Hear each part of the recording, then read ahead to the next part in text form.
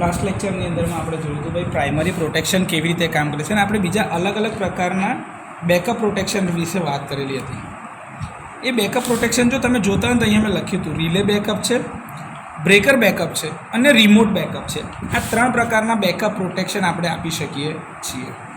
આપણે એના એડવાન્ટેજીસ અને ડિસએડવાન્ટેજીસ વિશેની વાત કરેલી હતી કે રિલે બેકઅપ એટલે શું છે કે એક જ સેક્શનમાં આ રિલે 1 છે અને આની બેકઅપ રિલે છે એટલે રિલે 2.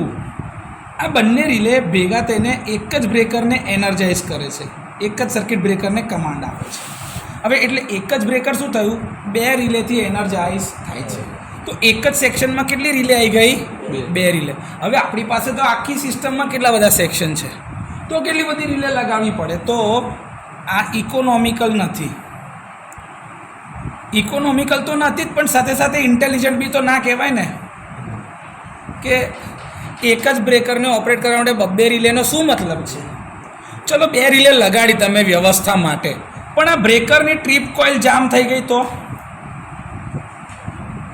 બ્રેકરની ટ્રીપ કોઇલ જામ થઈ ગઈ તો આ રિલે બી કામ નહીં કરે ને આ રિલે બી. સિગ્નલ મળ્યું પણ બ્રેકરની ટ્રીપ કોઇલ જ જામ છે, એ કેસમાં બ્રેકર ઓપરેટ નહીં થાય.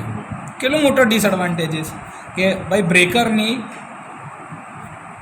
બ્રેકર ઓપરેશન ઇસ્યુઝ આવે તો આ 2 રિલે લગાડી છે તો બી રિલાયબિલિટી મળશે. તો કોઈ આપણાને મૂર્ખા જ ગણે ને કે ભાઈ તમે 2 રિલે લગાડી તો બ્રેકર તો ઓપરેટ ના જ થયું. બીજું, બ્રેકરની અંદર એક જ પ્રોબ્લેમ થોડી છે, બ્રેકરનો એકાદ કોન્ટેક્ટ જ ના મળતો હોય તો 2 ફેઝમાં મળી રહ્યો છે, એકાદમાં ના મળ્યું તો, અને એક ફેઝમાં ફોલ્ટ થયો તો શું કરશો. સમજો છો કે બ્રેકરની અંદરમાં તો 3 કોન્ટેક્ટ તો મળવા જોઈએ ને, નહીં મળે શું કરશો. લાઈન ત્યાં આગળ ઓલરેડી ઓપન જ છે. તો આવા બધા કિસ્સાની અંદરમાં તમારી રિલે 2 લાગેલી હશે, સિસ્ટમ હેલ્ધી હશે તો બી બ્રેકરના કારણે ઇસ્યુ આવશે. તો એ કેસમાં ઓપરેશનનું શું. તો ઇન્ટેલિજન્ટ લોકોને ખબર પડી કે ભાઈ રિલે બેકઅપ એ જોઈતો પ્રશ્ન સોલ્વ કરતું નથી. તો એક કામ કરો, રિલેની જગ્યા પર સાહેબ એકની જગ્યા પર આપણે 2 બ્રેકર રાખી દઈએ કે કદાચ એક જ બ્રેકરથી પ્રોબ્લેમ થાય તો બીજું બ્રેકર ચાલે. એટલે હવે રિલે કેટલી, એક જ, અને બ્રેકર કેટલા, 2.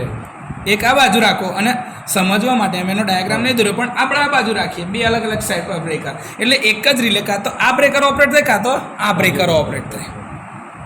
સમજો છો. પણ આવા કેસની અંદરમાં બી તમારે એક એક્સ્ટ્રા બ્રેકર તો લગાડવું જ પડે. તો ઇકોનોમિકલ ના કહેવાય. કેમ, તમે 2 બાજુ બ્રેકર લગાડશો તો 2 બાજુ 2 આઇસોલેટર બી તો લગાવવાના ને, બીજી 2 અર્થ સ્વિચ બી તો લાગશે. કોમ્બિનેશન તો એ જ બનશે, કોમ્બિનેશન તો એ જ બનશે ને. તો એ કેસની અંદરમાં બી ઇક્વિપમેન્ટ શું થઈ જશે, વધશે, એટલે ખર્ચો વધશે. તો કોઈ આપણાને ઇન્ટેલિજન્ટ ગણે પછી કે આ તમે પ્રોબ્લેમ શું કર્યું કે ભાઈ ત્યાં આગળ 2 રિલે વાપરતા હતા એની જગ્યાએ અહીંયા આગળ 2 બ્રેકર, પણ 2 બ્રેકર એટલે 4 આઇસોલેટર, 2 અર્થ સ્વિચ, તો ખર્ચો નુકસાનીમાં ગયા આપણે ના. ચાલ હવે બ્રેકર તો બંને ઓકે છે પણ રિલે માલ ફંક્શન થઈ ગઈ તો, રિલે બરોબર ઓપરેટ ના થઈ તો, રિલે ફોલ્ટ સેન્સ ના કરી શકે તે કેસમાં બ્રેકર લગાડ્યાનો બી શું ફાયદો. તો આ લોકોને ખબર પડી કે ભાઈ આ બી પ્રોબ્લેમ તો સોલ્વ કરતું નથી. આ છે બ્રેકર બેકઅપ. આ શું છે, બ્રેકર બેકઅપ. એટલે કે આ લોકો શું વિચાર કરે, એક બ્રેકર ઓપરેટ ના થાય ને તો બીજું તો થઈ જ જાય, એટલે આની જગ્યા પર આનું બીજું બ્રેકર. હવે અહીંથી બી જે આની ટ્રીપ કોઇલમાં સિગ્નલ જતો ને એવો જ કોન્ટેક્ટ અહીંયા આગળથી આ બીજી ટ્રીપ કોઇલમાં બી જાય. પણ સાહેબ પછી 2 બાજુ આઇસોલેટરનો ખર્ચો, 2 બાજુ અર્થ સ્વિચ લગાડવાની, તો આપણે ઇન્ટેલિજન્ટ થઈએ ખરે, આપણે ઉલટો ખર્ચો ઓછો કર્યો પણ ખર્ચો તો વધાર્યો જ ને કારણ વગર. તો ત્રીજો રસ્તો જે પિક્ચરમાં આવ્યો એ છે રિમોટ બેકઅપ. શું થયું, રિમોટ બેકઅપ. કેમ કે આપણી પાસે સિસ્ટમ જે છે ને આ લોડ એન્ડ છે, આપણો કયો એન્ડ છે, લોડ એન્ડ. લોડ એન્ડ પછીથી આગળ આવી રીતે ખબર આપણે સોર્સ એન્ડ બાજુ જતા રેડિયલ ફીડરની સિસ્ટમમાં. તો આપણી પાસે અલગ અલગ સેક્શન છે. તો હું કહું કે લોડનું પ્રોટેક્શન આ રિલે આપે, બેકઅપ. આનું બેકઅપ આ રિલે, આનું બેકઅપ આ રિલે, આનું બેકઅપ આ રિલે. તો દરેક સેક્શનમાં મારે કેટલી રિલે લગાડવી પડી? એક એક. દરેક સેક્શનમાં બ્રેકર કેટલા? એક એક. દરેક સેક્શનમાં આઇસોલેટર કેટલા? બબ્બે. એટલે મેં પૂછ્યું કે માણસ અહીંયા ભૂલ કરે ને કરે. એક બ્રેકરની આજુબાજુ બે બાજુ આઇસોલેટર હોય તો કેટલા આઇસોલેટર? પણ તમે કોઈ બી અરેન્જમેન્ટ ડુપ્લિકેટ કરો છો? એક્સ્ટ્રા અરેન્જમેન્ટ કરી છે કોઈ જાતની? ના. હવે એક વસ્તુ વિચાર, આ તારું ઘર મેહુલ, આ ભાવેશભાઈનું ઘર, આ રાહુલનું ઘર, આ ભાઈનું ઘર અને આ જૈનમનું ઘર. તો જૈનમના ઘરની દિવાલ જે છે એ કોને અડકેલી છે? આ ભાઈના ઘરને. આ ભાઈના ઘરની અંદરમાં જૈનમ આવી જશે? પણ જૈનમના ઘરે કશું થાય તો પડોશી તરીકે આવ્યું એને મદદ કરે કે નહીં? ઓકે. તો એક્સ્ટ્રા ખર્ચો થયો ખરો કોઈને? ઓકે. આ ભાઈના ઘરે પ્રોબ્લેમ થાય તો રાહુલનું ઘર બાજુમાં જ છે, રાહુલનું ઘર એને સપોર્ટ કરે કે નહીં? રાહુલના ઘરની બાજુમાં ભાવેશભાઈનું ઘર છે, અહીંયા કાંઈ જગ્યાએ કશો ફોલ્ટ થશે, ધારો કે આ ઓપરેટ ના કર્યું, રાહુલ ઘરમાં નથી અને એકદમ કંઈ પ્રોબ્લેમ થયો ને ભાવેશભાઈ ઘરે છે, તો ભાવેશભાઈ શું કહેશે? ઉપર રાહુલ નહીં પણ હું કરી નાખું. કેમ? મદદ કરવાની ને. તો આને કહેવાય રિમોટ બેકઅપ. શું કહેવાય? કે પાછલા એન્ડને એની આગળવાળો એન્ડ પ્રોટેક્શન આપે, એની આગળવાળો એન્ડ એની આગળ. આ રીતે પ્રોટેક્શન કેવું થયેલું હોય? ગ્રેડિંગ કરેલું હોય, ગ્રેડેડ પ્રોટેક્શન આપવામાં આવે. અને આ હાઈએસ્ટ ઇકોનોમિકલ છે. કેમ? કે કોઈ વસ્તુ ડુપ્લિકેટ કનેક્શનમાં લેવી પડતી નથી, તો ખર્ચો તમારે વધારે થતો નથી. તો એક જ રિલે જે છે એ પોતાના સેક્શનમાં પ્રાઇમરી અને એની આગળ જે પહેલા સેક્શન જતો રહ્યો હોય એનું બેકઅપ. આ સેક્શન પોતાના માટે પ્રાઇમરી અને આના માટે બેકઅપ. આ સેક્શન પોતાના માટે પ્રાઇમરી પણ આગળવાળા સેક્શન માટે બેકઅપ.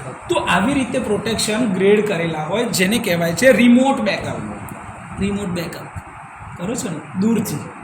દૂરથી પોતાના સેક્શનમાં નહીં, એની આગળવાળું સેક્શન એને બેકઅપ આપે છે. આનાથી રિલાયબિલિટી બી જળવાઈ ગઈ અને ખર્ચો બી ઓછો થઈ ગયો. આનું બ્રેકર ધારો કે જામ છે તો અહીંથી બ્રેકર ઓપરેટ થઈ જાય કે નહીં? થોડો વધારે સેક્શન એ કરી નાખો. હું એક જ એક્ઝામ્પલ તમને કહું, ભાઈ તમારો સડો જે છે ને અહીં હાથ લગીનમાં અહીં આગળ છે પણ અહીંથી કપાય એવું નથી, તો ડૉક્ટર શું કરશે? જરાક આગળથી કાપશે. કેમ? સાહેબ તમને પ્રોબ્લેમ ના થવો જોઈએ, નહીં તો એ સડો આખા શરીરમાં જાય તો આખું બોડીમાં તમને તકલીફ કરશે ને તમને હેરાન કરશે. તો તમે શું કર્યું કે અહીંથી નહીં કપાતું, થોડું આગળથી કાપી નાખ. કેમ? જમ્સ જ ના જવા જોઈએ શરીરમાં.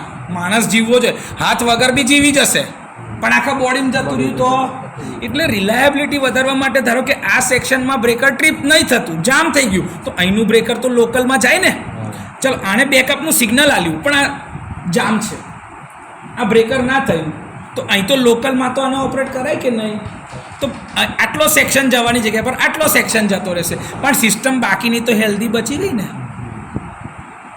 તો રિલાયબિલિટી આ કેસમાં વધારે મળે છે અને એટલે જ અત્યારની સિસ્ટમમાં સૌથી વધારે વપરાતી બેકઅપ પ્રોટેક્શન વ્યવસ્થા છે રિમોટ બેકઅપ. કયું છે? Remote backup. આ ત્રણ પ્રકારની સિસ્ટમમાંથી કોઈ એક તમારે લખવાની આવે છે. દર વખતે પરીક્ષામાં પૂછાય કે ભાઈ બેકઅપ પ્રોટેક્શન એટલે શું, સમજાવો, કેમ આપવું પડે, કયા પ્રકારના હોય, આકૃતિ સાથે સમજાવો, એના ફાયદા ગેરફાયદા લખો અને કોઈ પણ એકને સારી રીતે સમજ આપો. સમજાવાય કે ના સમજાવાય? છે સહેલું? ઓકે. હવે આ જેવું ઘરની બાઉન્ડ્રી નક્કી થઈ, આપણે ખબર ગયા વખતે જ આ ઝોન ઓફ પ્રોટેક્શન જોતા હતા, તો એની આપણે બાઉન્ડ્રી કેનાથી નક્કી કરેલી? કરંટ ટ્રાન્સફોર્મરથી. કોનાથી? તો હવે અહીંયા આગળ બી બધે કરંટ ટ્રાન્સફોર્મરથી એની બાઉન્ડ્રી નક્કી થશે. તો સર આ કરંટ ટ્રાન્સફોર્મર એટલે કયું ટ્રાન્સફોર્મર કહેવાય? તો કહેવાય પ્રોટેક્ટિવ ટ્રાન્સફોર્મર. રિલેની આંખ અને રિલેના કાન, સીટી અને પીટી. તો મને કરંટ ટ્રાન્સફોર્મર વિશે ખબર પડવી જોઈએ. તો નેક્સ્ટ ટોપિક જે તમારો છે એ છે કરંટ ટ્રાન્સફોર્મર. શું છે? Current transformer. તમે અત્યાર સુધી ઇલેક્ટ્રિકલ ઇન્સ્ટ્રુમેન્ટેશનની અંદરમાં કરંટ ટ્રાન્સફોર્મર ભણીને જ આવ્યા છો. એ જે કરંટ ટ્રાન્સફોર્મર તમે જોતા હતા ને એ હતું મેઝરિંગ ક્લાસનું. શું હતું? મેઝરિંગ ક્લાસની સીટી હતી. હવે જે તમે ભણવાના છે કયું છે? પ્રોટેક્શન ક્લાસની સીટી એટલે કે પ્રોટેક્ટિવ ક્લાસની સીટી. આ બંનેમાં ફરક છે. આ બંનેમાં શું છે? ફરક છે. મેઝરિંગ સીટીની અંદરમાં એના રેશિયો કરતાં થોડો ઘણો બી કરંટ જો વધારે જાય ને તો એ શું થઈ જાય? સીટી સેચ્યુરેટ થઈ જાય. શું થઈ જાય? સેચ્યુરેટ થઈ જાય. એટલે એ સીટી પછી ગાંડી થઈ જાય, ગમે તે રિઝલ્ટ આપે પછી એ કામ કરી શકે. જ્યારે પ્રોટેક્શન ક્લાસની સીટીમાં એવું હોય, આની અંદરમાં એક પેરામીટર એક્સ્ટ્રા હોય જેને કહેવાય છે ALF. શું કહેવાય છે? આ તમારી ચોપડીમાં કશે છે જ નહીં આવું. હું આજે સમજાવું છું ને એ આ તમારી ચોપડીમાં છે જ નહીં. જોવો તો જોઈ લો. આનો મતલબ થાય accuracy limiting factor. Protection class અને ઇન્સ્ટ્રુમેન્ટ ક્લાસની સીટીનો સૌથી મોટો તફાવત આ છે. પ્લસ તમારી સીટી પર લખેલું હોય ક્લાસની અંદરમાં PS. PS મતલબ શું? પ્રોટેક્શન ક્લાસની સીટી છે. પ્રોટેક્શન ક્લાસની સીટી મેઝરમેન્ટ સીટી તરીકે ચાલે ખરી? ચાલે કે મેઝરમેન્ટ માટે ચાલે. તમે સીટીમાં યાદ કરો, તમારી જોબ પર તમે સીટી જોયેલી છે કે નહીં? ધારો કે 132 kVની સીટી છે આપણી પાસે, તો એની અંદરમાં 5 કોર સીટી હશે. કેટલી? 5 કોર સીટી છે. આ 5 કોર સીટીમાંથી તમે એક કોર શેના માટે વાપરો છો? મીટરિંગ શેના માટે કરો છો? મીટરિંગમાં શું થાય છે? મેઝરમેન્ટ સ્ટાર્ટિંગ અમારી મીટરિંગ. એટલે પ્રોટેક્શન ક્લાસની સીટી મેઝરિંગમાં ચાલે, પણ મેઝરિંગ ક્લાસની સીટી પ્રોટેક્શનમાં ચાલે ના ચાલે. આ સમજો, હું જે સમજાવવા માંગુ છું એ કે આ ભાઈ અહીંયા આગળ કામ કરી શકશે, પણ આ મેઝરિંગ ક્લાસની સીટી પ્રોટેક્શન ક્લાસની સીટીમાં ચાલે નહીં. સેચ્યુરેશન થઈ જશે ભાઈ. એટલા માટે એટલે તમે ફિલ્ડમાં જો તમે વર્કિંગ પ્રોફેશનલમાં છો ને એટલે તમને ભણાવવાની રીત અલગ હોય, નાના છોકરાને ભણાવવાની રીત અલગ હોય જે રેગ્યુલરવાળા છે. એટલે તમને આ ફિલ્ડની રીતે સમજાવાય, કેમ કે તમે ફિલ્ડમાં આ જુઓ છો. આ બધું થિયરી જે છે ને તમે નહીં જોતા, એટલે તમારે આ નોલેજ થોડું ભલે કાચું હોય પણ તમે પ્રેક્ટિકલી એનું ઇમ્પ્લિમેન્ટેશન કરી જ રહ્યા છો. ઓકે સર, તો આ કરંટ ટ્રાન્સફોર્મર એટલે શું? તો ભાઈ કરંટ ટ્રાન્સફોર્મર એટલે એક એવું ઇન્સ્ટ્રુમેન્ટ ટ્રાન્સફોર્મર. શું છે આ? એક ઇન્સ્ટ્રુમેન્ટ ટ્રાન્સફોર્મર. એનું કામ શું? તો કે એ કરંટની વેલ્યુને સ્ટેપ ડાઉન કરે છે. કરંટ વેલ્યુ ઓફ પ્રાઇમરી જે હોય એને શું કરશે? Step down. હવે આ સીટી જે હશે ને એની સેકન્ડરીના રેટિંગ ફિક્સ છે. કાં તો 1 એમ્પિયર હોય અથવા તો 5 એમ્પિયર હોય. સીટીના સેકન્ડરીના રેટિંગ ફિક્સ હોય. સેકન્ડરીના રેટિંગ ફિક્સ જ હોય. કાં તો 1 એમ્પિયર કાં તો 5 એમ્પિયર. 1 એમ્પિયર કે 5 એમ્પિયર કરતાં કંઈક અલગ હોઈ શકે નહીં, ક્યારેય ના હોય. તમે માર્કેટમાં જો સીટી જોઈ હોય ને તો 300:1, 600:5, 1000:1, 1500/5 આવી જ સીટી તમે જોઈએ છે. એટલે સેકન્ડરીમાં 1 એમ્પિયર કે 5 એમ્પિયર ફિક્સ, પ્રાઇમરીમાં ગમે તે હોઈ શકે છે. પ્રાઇમરીમાં ધારો કે તમે આવી જાઓ ભાઈ 600/1ની સીટી હોઈ શકે, 1500/5 હોઈ શકે. આવું એમ્પિયર લખેલા હોય, બાજુમાં એમ્પિયર લખેલા. એટલે કેવું, આ પ્રાઇમરી છે ને આ સેકન્ડરી છે. ઓકે, ક્લિયર છે? તો આના આધારે તમે શું નક્કી કરો છો? City ratio. સીટી રેશિયો એટલે શું? તો કે ભાઈ પ્રાઇમરીનો કરંટ અપોન સેકન્ડરીનો કરંટ. તો આનો સીટી રેશિયો 1500/5નો કેટલો થાય? તો ભાઈ 1500 પ્રાઇમરીમાં અને 5 સેકન્ડરીમાં. 5×3 = 15, એટલે 300:1ની સીટી થાય. આ સીટી રેશિયો બન્યો કેટલો? 300/1. એટલે કે ભાઈ પ્રાઇમરીમાં જો 300 આટા હોય તો સેકન્ડરીમાં કેટલા? 1. ભૂલ કરીને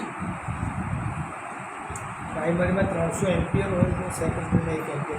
તો આટા કેવા થઈ જશે? પ્રાઇમરીમાં 1 આટો અને સેકન્ડરીમાં 300 આટા. કેમ? એમ્પિયર ટર્ન્સ બંને બાજુ એક સરખા હોવા જોઈએ. કેમ એવું સર? ઓ ભાઈ તું ટ્રાન્સફોર્મરની અંદર યાદ કર, તમે આવું ટર્ન્સ રેશિયોવાળું કાઢ્યું હતું. V1/V2 બરાબર N1/N2 બરાબર I2/I1. યાદ આવ્યું? ઓકે, ચોકડી ગુણાકાર કરો તો આ શું બને? I1 × N1 બરાબર I2 × N2. 1 ને આપણે પ્રાઇમરી કહીએ અને 2 ને આપણે સેકન્ડરી કહીએ તો આ શું બને? IP × NP બરાબર IS × NS. પ્રાઇમરીના કરંટ અને પ્રાઇમરીના આટા તો એમ્પિયર ટર્ન્સ. તો મારાથી એવું કહેવાય ampere turns of primary is equals to ampere turns of secondary. એટલે કે બંને બાજુના એમ્પિયર ટર્ન્સ બેલેન્સ થવા જ જોઈએ. ક્યારે બેલેન્સ થાય? તો કે ભાઈ સાહેબ સિટીની સેકન્ડરી ક્લોઝ હોય તો. જો તમે સિટીની સેકન્ડરી ઓપન રાખી દીધી તો આ કોઈ દિવસ શક્ય બને નહીં. હવે આ ધારો કે ઓપન રહી ગઈ તો એના જે ટર્મિનલ્સ હોય, જેમ કે ધારો કે અહીંયા આગળમાં એક આંટો છે અને 300 એમ્પિયર છે, તો અહીંયા કેટલા આંટા છે? 300 આંટા, 300 ટર્ન્સ, 1 એમ્પિયર થયું. પણ આ આંટા ખુલ્લા છે તો અહીંયા આગળ એમ્પિયર ટર્ન્સ પ્રમાણે 300 એમ્પિયર ટર્ન્સ જે બેલેન્સ નહોતા થતા એના લીધે એક હાઈ વોલ્ટેજ આવે કે ના આવે એટલો, અને એનો ઝાટકો તમને લાગે કે ના લાગે? તો ઓપરેટિંગ પર્સન અથવા તો ઇક્વિપમેન્ટને ડેમેજ કરે. એટલા માટે સિટીની સેકન્ડરી કોઈ દિવસ ઓપન રાખી શકાય કશું ના હોય તો એને ડાયરેક્ટ શોર્ટ કરી રાખો, પણ સિટીની સેકન્ડરી કોઈ દિવસ ઓપન રખાય નહીં. તમને ખ્યાલ હોય ને તો અમુક જગ્યા ઉપર સિટીની સેકન્ડરી બાય ડિફોલ્ટ શોર્ટ હાલતમાં જ તમને આપે. એ લિંક મારેલી જ હોય. કેમ? કોઈ કારણથી તમે ઓપરેશનમાં મીટર લગાડવાનું ભૂલી ગયા, કાં તો તમે કોઈ કોન્ટેક્ટ લગાડવાના ભૂલી ગયા, તો એ કેસની અંદરમાં તમને કાં તો સાધનને નુકસાન ના થાય એટલા માટે ત્યાં લિંક મારેલી જ હોય. તમે ફિલ્ડમાં જોવો છો, આ કોઈ નવી વસ્તુ નહીં. આવું ના જોયું હોય તો મને કહો. હવે આ રેગ્યુલરવાળા છોકરાઓએ બિચારાએ ના જોયું, કેમ કે એ લોકો ફિલ્ડનો એક્સપિરિયન્સ ના હોય. પણ તમે તો આ વર્ષોથી જોવો છો ને, મેં હોય જોયેલું છે. એટલે હું કહું છું આ છાતી ઠોકીને કે આવું જ હોય, લિંક મારેલી જ હોય બાય ડિફોલ્ટ. સિટીની સેકન્ડરી ઓપન હોય જ નહીં, કેમ કે આવો એક્સિડન્ટ ના થવો જોઈએ. આ સૌથી બેસિક છે. તમે કોઈ જગ્યા પર બી જુઓ તો હંમેશા સૌથી પહેલાં સેકન્ડરી તમારું બંધ હાલતમાં જોઈ જ લેવાનું. ના હોય તો પહેલાં કરી દે, પછી જ પ્રાઇમરી એનર્જાઇઝ કરવાનું, બાકી એનર્જાઇઝ કરવાનું નહીં. ડી એનર્જાઇઝ હાલતમાં તો કશું થવાનું નહીં, કેમ કે પ્રાઇમરી બાજુથી કરંટ જ નથી, ફ્લક્સ જ નથી પ્રાઇમરી બાજુ. હવે કેમ કે જો તમે પ્રાઇમરી બાજુથી સપ્લાય આપશો, સપ્લાય આપે એટલે કરંટ તો ફ્લો થાય, એટલે એના લીધે શું પ્રોડ્યુસ થશે? EMF. એના લીધે ફ્લક્સ મળશે. એ ફ્લક્સ તમારી સેકન્ડરી સાથે લિંક થશે. હવે જે ફ્લક્સ લિંક થશે એનો ક્લોઝ પાથ બનતો તો ઓપનમાં વોલ્ટેજ તો રહેશે જ. એ વોલ્ટેજ જો તમે અડકો એટલે એને ફ્લક્સ પાથ પૂરો થાય. જેવો પૂરો થાય એટલે વોલ્ટેજ તો છે ટર્મિનલ પર, સીધો એટલો જબરજસ્ત કરંટ તમારી અંદરથી પાસ થાય તો તમારી હાલત શું થાય? તમે આજે અહીંયા છો અને કાલે ફોટામાં થઈ શકે છે. આ સૌથી ડેન્જરસ વસ્તુ છે અને આના માટેનું જ પ્રોટેક્શન સૌથી વધારે ઇમ્પોર્ટન્ટ છે. એટલે જ સિટીની સેકન્ડરી આપણે કોઈ દિવસ ઓપન રાખતા નથી. શોર્ટ એટલે કારણ કે બે બાજુના એમ્પિયર ટર્ન્સ હંમેશા બેલેન્સ હાલતમાં જ રહે. એટલે બંને. હવે જો હું એવું કહું કે આ બાજુ 300 એમ્પિયર ટર્ન્સ બરાબર આ બાજુ 300 એમ્પિયર ટર્ન્સ, બેની બાદબાકી કરો તો જવાબ શું આવી ગયો? 0. એટલે કે ત્રાજવાનું પલ્લું હંમેશા કેવું છે? બેલેન્સ હાલતમાં છે. તો કોઈને નુકસાન થતું નથી. એટલે જ આપણે સિટીની સેકન્ડરી હંમેશા શું રાખવાની? શોર્ટ અથવા તો ક્લોઝ લગાડીએ તો જે કંઈ બી સાધન લગાડવું હોય એ તમે લગાડી શકો છો. પણ સિટીની સેકન્ડરી કોઈ દિવસ ઓપન હશે નહીં. આ વાત મગજમાં ઉતરી ગઈ? સિટીમાં હવે કોઈ ડાઉટ હોય તો પૂછી લો. ત્રણ પ્રકારની આવે સર, એક છે સ્પેશિયલ ક્લાસ સિટી અલગ, એ અલગ, એ સ્પેશિયલ એપ્લિકેશનના પર્પઝથી બનેલી હોય. નહીં, આપણે સિલેબસની અંદરમાં એ નથી. તમે ડિસ્કસ કરવાના પોઈન્ટ ઓફ વ્યૂથી આપણે ડિસ્કસ કરી શકીએ છીએ, પણ હવે એ છે નહીં. તો હમણાં સિલેબસ લાંબો છે એટલે એનો ટાઈમ પછી કેવું, જે દિવસ આપણે કંટાળેલા આવીશું ને આપણે લાગે ને કે યાર ચલો થોડું રિફ્રેશમેન્ટ કાં તો એક બ્રેક લેવો છે, તો એ ટાઈમે આપણે બેઠા બેઠા ડિસ્કસ કરી લઈશું. એને રેકોર્ડ પર નહીં લઈએ, ચાલશે? પોઈન્ટ યાદ રાખીએ કે ભાઈ સ્પેશિયલ ક્લાસની સિટી એટલે શું સાહેબ. હવે એવું છે કે સ્પેશિયલ ક્લાસની સિટી જે છે ને એ સ્પેશિયલ ટ્રાન્સફોર્મર છે. જેમ કે વેલ્ડિંગ ટ્રાન્સફોર્મર, સાદા ટ્રાન્સફોર્મર કરતાં વેલ્ડિંગ ટ્રાન્સફોર્મર અલગ હોય. કેમ? એપ્લિકેશન સ્પેસિફિક છે. એપ્લિકેશન એવું સિટીમાં બી આવું છે. સ્પેશિયલ એપ્લિકેશન સ્પેસિફિક જ્યારે બી બનતી હોય સિટી, તો એને સ્પેશિયલ સિટી કહેવાય. અને એ એના ઓર્ડર ઉપર જ બને, એ રેગ્યુલર સિટી જેવી ના હોય.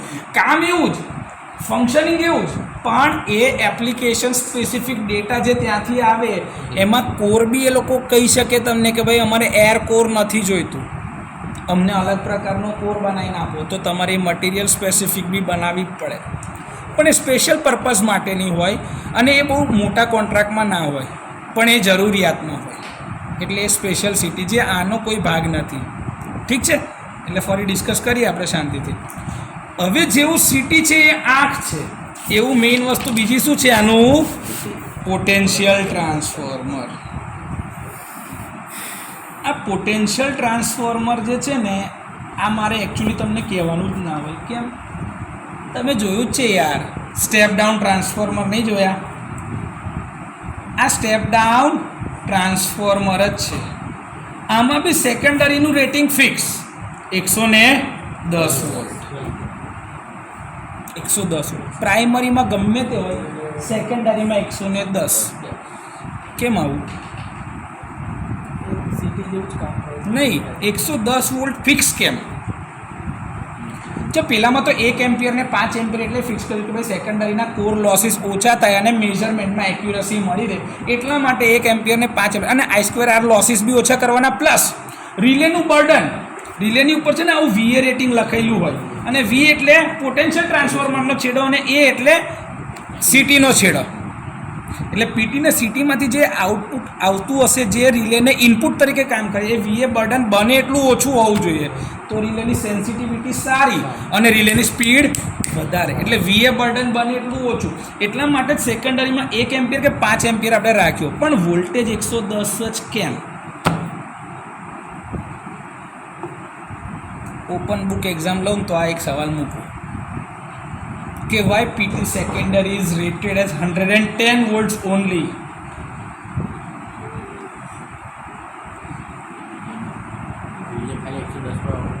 કેમ 110 પર જ ઓપરેટ થવાની છે રિલે? કંટ્રોલ આપણે તો નહીં, કંટ્રોલ તો DC તો આપણે 12 વોલ્ટેજ છે, 24 વોલ્ટેજ છે, 36 વોલ્ટેજ છે. અરે ગમે તે માટે, પણ 110 જ કેમ? કારણ કે સર હવે એમાં એવું છે કે આપણે નોર્મલી 230 પર ચલાવીશું તો આપણી સિસ્ટમ ફેલ થશે, તો આપણે ફેલ થઈ જશે. પણ એવું નહીં, કેમ 230 પર કેવી રીતે ફેલ થઈ જાય? સિસ્ટમ ફેલ થઈ, પાવર ગયો. હા, એટલે આપણે જે 230 નો લીધો, પણ એ તો રેક્ટિફાયર, જો તારા DC થી રેક્ટિફાયર 230 ની તું તો એડજસ્ટ કરી શકવાનો છે ને. તું કઈ એડજસ્ટ નહીં કરી શકવાનું? તું મને કે બધું તારથી એડજસ્ટ થાય છે આ દુનિયામાં, પણ 110 જ કેમ છે ખબર? હિસ્ટ્રીની અંદર સૌથી પહેલાં જ્યારે પાવર ટ્રાન્સમિટ થયેલો હતો ને, તો 110 વોલ્ટ પર જનરેટ થઈને એક લેમ્પ હરગેલો હતો.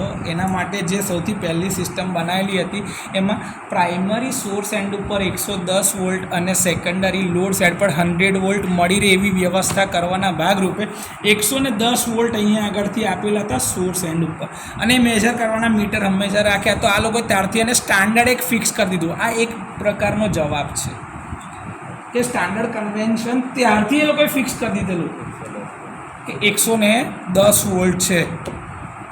એમાંનો એક પ્રકારનું આ એક લોજિક છે. આ 100% સાચો આન્સર છે એવું નથી, પણ હિસ્ટ્રીની અંદરમાં આવી એક વસ્તુ રેકોર્ડ થયેલી છે.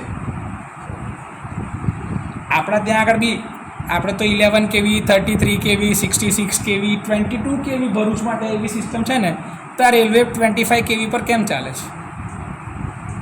રેલવે 25 kV પર કેમ ચાલે છે? એ બી સિંગલ ફેઝ.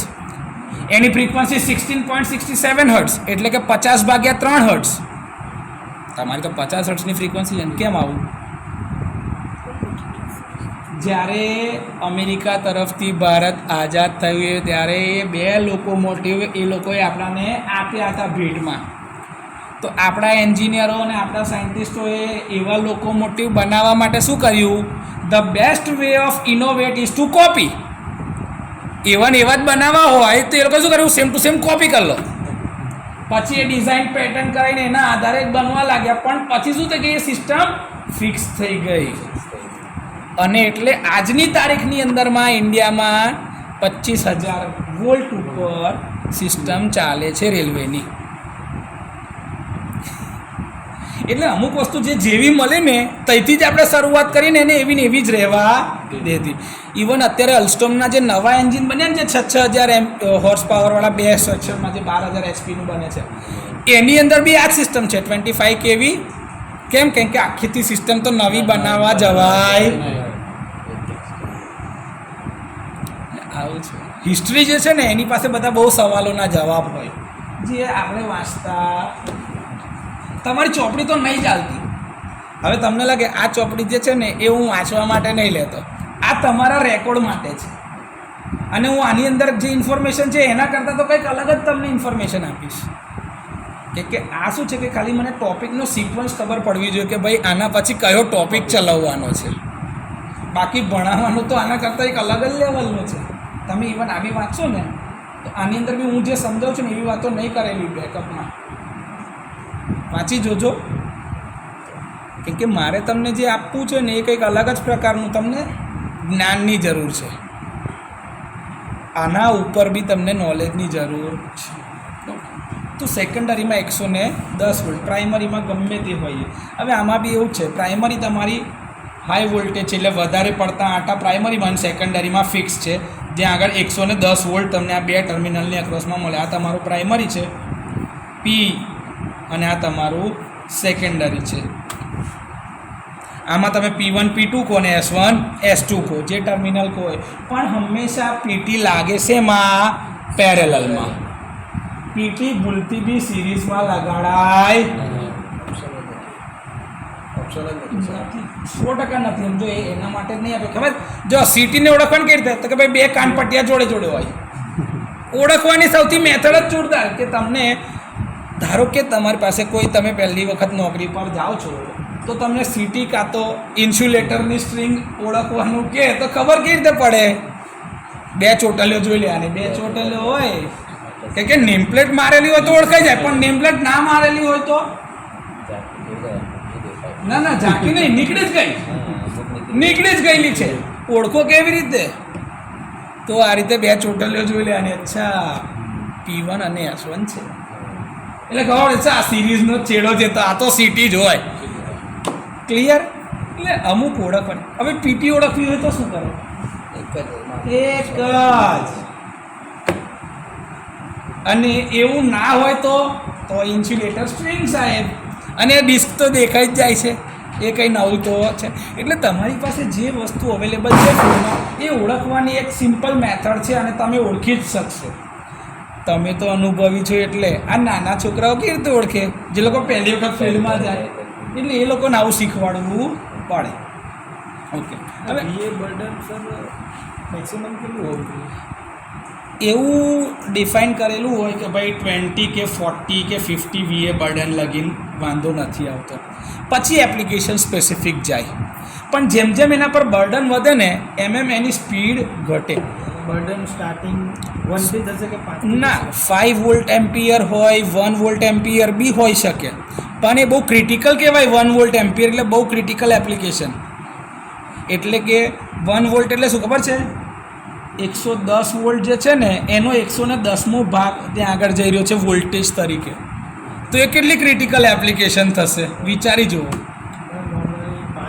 5 VA થી ચાલુ થાય 20 VA મેક્સિમમ વપરાતી 20 VA કે 30 VA સુધી વાંધો આવે નહીં.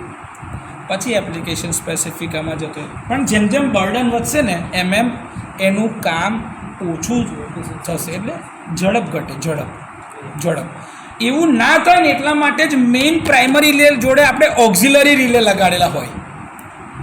ઓક્ઝિલરી રિલે આ બધું બર્ડન સહન કરે. પ્રાઇમરી રિલે ખાલી ઓક્ઝિલરી રિલેને સિગ્નલ આપે. એટલે પ્રાઇમરી રિલે સેન્સ કર્યું, સિગ્નલ આપ્યું ઓક્ઝિલરી રિલેને, પછી ઓક્ઝિલરી રિલે બધું જ કામ કરે. ઓક્ઝિલરી રિલેને કહેવાય છે ઓલ ઓર નથિંગ રિલે. શું કહેવાય? ઓલ ઓર નથિંગ. બધું જ એ કરે અને કંઈ જ ના કરે. કેમ? જઈ લગીને પ્રાઇમરી રિલે સિગ્નલ નહીં હાલે તઈ લગીને કશું જ કરે. પણ જેવું પ્રાઇમરી રિલે આપે સિગ્નલ એવું બધું જ કામ એ જ કરે. એટલે ઓક્ઝિલરી રિલે જે છે એ ઇમ્પોર્ટન્ટ છે. બાકી પીટીની અંદરમાં બીજું કંઈ જ નવું નહીં. જે તમે જોઈને આવ્યા છો ટ્રાન્સફોર્મર એનું એ જ. આની અંદરમાં V1/V2 બરાબર N1/N2 થાય. એટલે કે વોલ્ટેજનો રેશિયો બરાબર ટર્ન્સ રેશિયો થાય. ધારો કે આમાં કે ટ્રાન્સફોર્મેશન રેશિયો શોધવાનું તો શું કરવાનું? N2/N1 બરાબર V2/V1. આને શું કહેવાય? Transformation ratio. અને આને શું કહેવાય? Turns ratio. આ તમે ટ્રાન્સફોર્મરમાં ભણેલા જ છો, મેં એ જ વાત કરી, મેં કોઈ નવી વાત નહીં. પણ આના સિવાય બીજું કંઈ હોતું સીટી ને પીટી જોઈ લીધું. કન્સ્ટ્રક્શનમાં કોઈ ડાઉટ? હવે કન્સ્ટ્રક્શનમાં આમાં બી પેલું જ હોય, CRGO મટીરિયલથી કોર બને, વાઇન્ડિંગ માટે કોપર મટીરિયલ હોય, પેપર ઇન્સ્યુલેશન મૂકેલા હોય. સિમ્પલ. બીજું કંઈ નવું આમાં શું નવું છે? મેગ્નેટિક મટીરિયલનો જે કોર બને છે ત્યાં આગળ એવો જ કોર અહીંયા આગળ છે. પણ આમાં એક વસ્તુ કે આ હાઈ વોલ્ટેજની એપ્લિકેશનમાં જશે. એટલે આનો કોર બનાવવા માટે થોડીક કાળજી રાખવામાં આવે છે. મટીરિયલ ક્લાસની અંદરમાં એઝ સચ પેલો કોઈ એટલો મોટો ચેન્જ છે નહીં. કંઈ તોડી નહીં લેવાનું આની અંદરમાં, કે કંઈ ચાંદ તારા થોડી લઈને આવવાનું છે આના માટે, કે એવું થોડી સ્પેશિયલ છે ના. પણ સર હવે આ પ્રોટેક્ટિવ ટ્રાન્સફોર્મરની મને જરૂરિયાત કેમ પડે?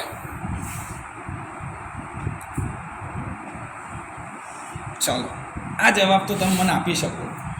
Need of protective transformer. કેમ જરૂરિયાત થઈ મને આની ઊભી મારા ભાઈ? હાઈ લેવલના વોલ્ટેજ છે. ઓકે. અને સ્મોલ અમાઉન્ટમાં જો મેઝરિંગ કરી શકીએ વોલ્ટેજ મેઝરિંગ. તો પછી મેઝરિંગ ક્લાસની સીટી લગાડવાની, પ્રોટેક્શન ક્લાસની હું કામ લગાડી?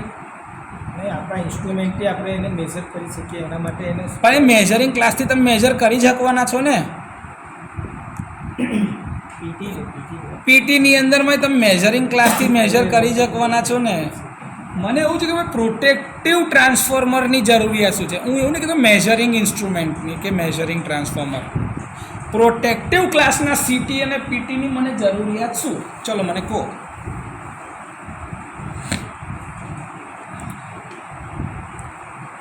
હિન્ટ આપું? એક હિન્ટ આપું. પહેલાં સાંભળો મારી હિન્ટ, એના આધાર તમને જવાબ મળશે. આ તમારી ચોપડી બી તમે રાખ્યો તો મને વાંધો નહીં. હું તમને જે લોજિક આપવા માગું છું એ સમજો. તમારી રિલે જે છે ને એના ટર્મિનલ ઉપર વોલ્ટેજ અને કરંટના રેટિંગ એક જ સમાન હોવા જોઈએ. હા કે ના? એગ્રી કે નહીં? નહીં તો તમે એ રિલેને 66 kV પર વાપરશો કે 400 kV પર વાપરશો, 132 પર વાપરશો કે 11 પર વાપરશો, તો તમારે એટલે 11 પર તો રિલે જ ના હોય, પણ સ્ટીલ 66, 132, 220, 400, 765 તો દરેક માટે અલગ અલગ રિલે નહીં બનાવવા પડે કેવીના આધારે, પ્લસ એની કરંટ રેટિંગના આધારે. તો પછી તો જે બી રિલે બને એ સ્પેશિયલ એટલા વોલ્ટેજ અને કરંટના રેટિંગ પર જ ના બનાવવા પડે મારે. તો મારે દરેક પ્રકારના રિલે માટે અલગ અલગ પ્રકારની મહેનત કરવી પડશે.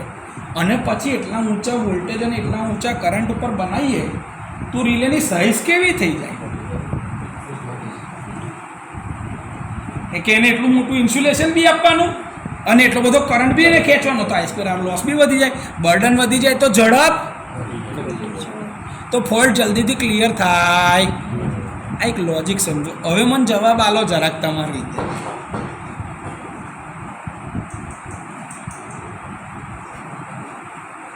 બોલો ભાવેશભાઈ, બોલો, વાંધો નહીં, મજા આવશે. થોડુંક ઇન્ટરેક્શન થવું છે. આ ટોપિક અત્યારે હવે જે આવ્યો છે ને એમાં તમે કંઈક બોલી શકો, કેમ કે તમે ફિલ્ડમાં જોબ કરો છો.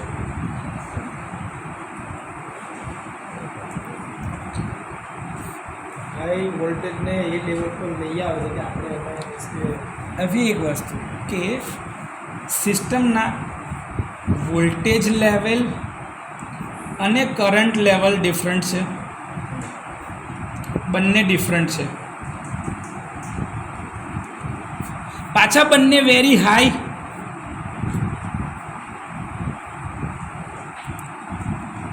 તો એકના માટે લોસીસ વધી જાય અને પેલાના વોલ્ટેજ માટે હાઈ વોલ્ટેજ હોય તો ઇન્સ્યુલેશન વધારે આપવું પડે ને. તો એના લીધે રિલેની સાઇઝ શું થઈ જાય? રિલે સાઇઝ બલ્કી. રિલેની સાઇઝ જો મોટી થઈ જાય તો એની ઝડપ શું થઈ જાય? સ્પીડ ઓછી. તો ફોલ્ટ ક્લિયરિંગ ટાઈમ શું થઈ જાય? વધારે થઈ જાય. તો ત્યાં લગીનમાં આખી સિસ્ટમ ફૂંકાઈ જાય. ફોલ્ટ ક્લિયરિંગ ટાઈમ બહુ ઊંચો જતો રહે તો ત્યાં લગીનમાં આખી સિસ્ટમ પતી જાય. આવું ના થાય. અને આટલા ઊંચા વોલ્ટેજને ફેથફુલી ટ્રાન્સફોર્મ કરી શકીએ 110 વોલ્ટમાં. આ શબ્દ યાદ રાખજો ખાસ. ફેથફુલી. ફેથફુલી એટલે ગમે તેટલા ઊંચા વોલ્ટેજ હોય એને 110 વોલ્ટ કરે વિધાઉટ સેચ્યુરેશન. વિધાઉટ એટલે કે પીટીની કોર સેચ્યુરેટ થયા વગર 110 વોલ્ટ રેટેડ આપી શકે. સામે એવું જ સીટીની કોર સેચ્યુરેટ થયા વગર 1 એમ્પિયર કે 5 એમ્પિયર આપી શકે. એવા ઇન્સ્ટ્રુમેન્ટની જરૂરિયાત 100% ઊભી થાય. અને એટલે તમારે સીટીને પીટીનો ઉપયોગ કરવો એટલે જરૂરિયાત છે પ્રોટેક્ટિવ ટ્રાન્સફોર્મરની. આ શબ્દ ખાસ યાદ રાખજો. ફેથફુલી ટ્રાન્સફોર્મેશન એટલે કે કોર ક્યારેય સેચ્યુરેટ થાય. ક્લિયર? હવે 132 કેવીની સિસ્ટમ હોય તોય સેકન્ડરી પર 110, 66ની સિસ્ટમ છે તોય 110, 220ની છે તોય 110 વોલ્ટ, 400 કેવીની સિસ્ટમ છે તોય 110 વોલ્ટ. એટલે દરેક કેસમાં વોલ્ટેજ તો કેટલા આવશે? 110. સીટી 1 એમ્પિયર કે 5 એમ્પિયર હશે. એટલે કે રિલેના ટર્મિનલ્સ ઉપર આવતા ઇનપુટના છેડા એ સીટીપીટીના આઉટપુટ કહેવાય, પણ રિલેના તો ઇનપુટ જ કહેવાય ને. એ ટર્મિનલ્સનું સ્ટાન્ડર્ડાઇઝેશન થઈ ગયું. તો મારી રિલે બનાવવામાં હવે મને સ્ટાન્ડર્ડાઇઝેશન મળી ગયું કે નહીં? કે ભાઈ સીટીના છેડા કાંઈ 1 એમ્પિયરના હોય તો 5 એમ્પિયરના હોય. હવે ધારો કે સીટી 5000:1 હોય તોય મારે કોઈ લેના દેના નહીં. 500:1 હોય તો મારે લેના દેના નહીં. મારી સેકન્ડરીમાં તો કેટલા છે? 1 જ એમ્પિયર. અને મારે શું નાખવાનું? CT ratio. મારે રિલેમાં શું નાખવાનું? CT ratio. ક્લિયર? હવે ધારો કે 5000:1 છે કાં તો 500:1 છે. તો આમાં ધારો કે 1000 એમ્પિયર જતા હોય તો રિલેની સેકન્ડરીમાં કેટલા બતાવશે? 0.2. અને અહીંયા આગળ ધારો કે 1000 એમ્પિયર ગયા તો રિલેની સેકન્ડરીમાં કેટલા દેખાશે? સીટીની સેકન્ડરીમાં 1000 એમ્પિયર ગયા તો 500ની સીટી છે 500:1 2 બતાવશે. તો રિલેને હવે કોઈ વાંધો છે? એને તો મેજરિંગના આધારે સિગ્નલ જ આવવાનું છે ને.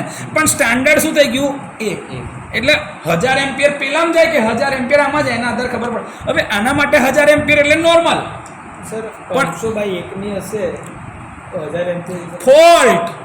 એ તો કહું છું ના જઈ શકે. આના માટે 1000 એમ્પિયર નોર્મલ, પણ આ 1000 એમ્પિયર એટલે ફોલ્ટ. તો રિલે ડિસ્ક્રિમિનેટ બી તો કરશે ને કે રેટેડ કરતા કરંટ વધારે તો ફોલ્ટ છે. સમજ્યા? ક્લિયર? તો સ્ટાન્ડર્ડના આધારે રિલેને ખબર પડવા લાગી કે નહીં. તો હવે રિલે બનાવતી વખતે મેં તો શું નાખ્યું? રિલે નાખ્યું. તમારે સીટી રેશિયો કોણ નાખશે? ઓપરેટર. એ તો આપણે નાખવાના ને. રિલે શું કરશે કે ભાઈ ફોલ્ટ છે કે નહીં એને જોવાનું છે. એને ઇનપુટ મળશે, એના આધારે આઉટપુટ આપશે. પ્રાઇમરીમાં જે હશે કરંટ એના આધાર સિટી રેશિયો પ્રમાણે સેકન્ડરીનો કરંટ તો ફિક્સ છે 1 એમ્પિયર, એટલે રેશિયો પ્રમાણે જવાબ બદલાતો જાય. ક્લિયર? તો એક કેસમાં એ નોર્મલ છે, એક કેસમાં એક ફોલ્ટ છે. જો સેકન્ડરીમાં બંનેમાં 1 જ એમ્પિયર છે, પણ કયા પ્રકારની સિટી ને કયા રેશિયોવાળી વાપરી છે એના આધારે આ વસ્તુ બને છે. ક્લિયર? હવે તમને જરૂરિયાત ઊભી થઈ એટલે તમે લઈ તો આવ્યા, તો પણ એના ફાયદા શું થયા? જરૂરિયાત પ્રમાણે લઈ તો આવ્યા, તો એના ફાયદા શું થયા? એના ફાયદા આપણાને તો હા બધું અહીંયા છે મારી પાસે, જવાનું છે પ્રેક્ટિકલ માટે એટલે એડવાન્ટેજીસ ઓફ પ્રોટેક્ટિવ ટ્રાન્સફોર્મર. ચલ ભાઈ એડવાન્ટેજીસ કહો મને હેડો. પહેલાં બોલા તો એક તો કોસ્ટમાં સેવિંગ થઈ જાય, બાકી સાઈઝ ઘટી ગઈ. સૌથી પહેલું કે સાહેબ સાઈઝ મારી એકદમ ઓછી થઈ ગઈ. બરાબર. બીજું સ્પીડ વધી ગઈ, ફોલ્ટ ક્લિયરિંગ ટાઈમ ઓછો થઈ ગયો, સ્પીડ વધી ગઈ. કેમ? કારણ કે એના રેટિંગ શું થઈ ગયા? રેટિંગ ફિક્સ કે ભાઈ 110 વોલ્ટ જ આવી શકે છે, અને કાં તો 1 એમ્પિયર કે 5 એમ્પિયર ફિક્સ થઈ ગયું ને. તો એની સાઇઝ બી ઘટી ગઈ, સ્પીડ વધી ગઈ, રેટિંગ બી ફિક્સ થઈ ગયા, રિલાયબિલિટી વધી ગઈ.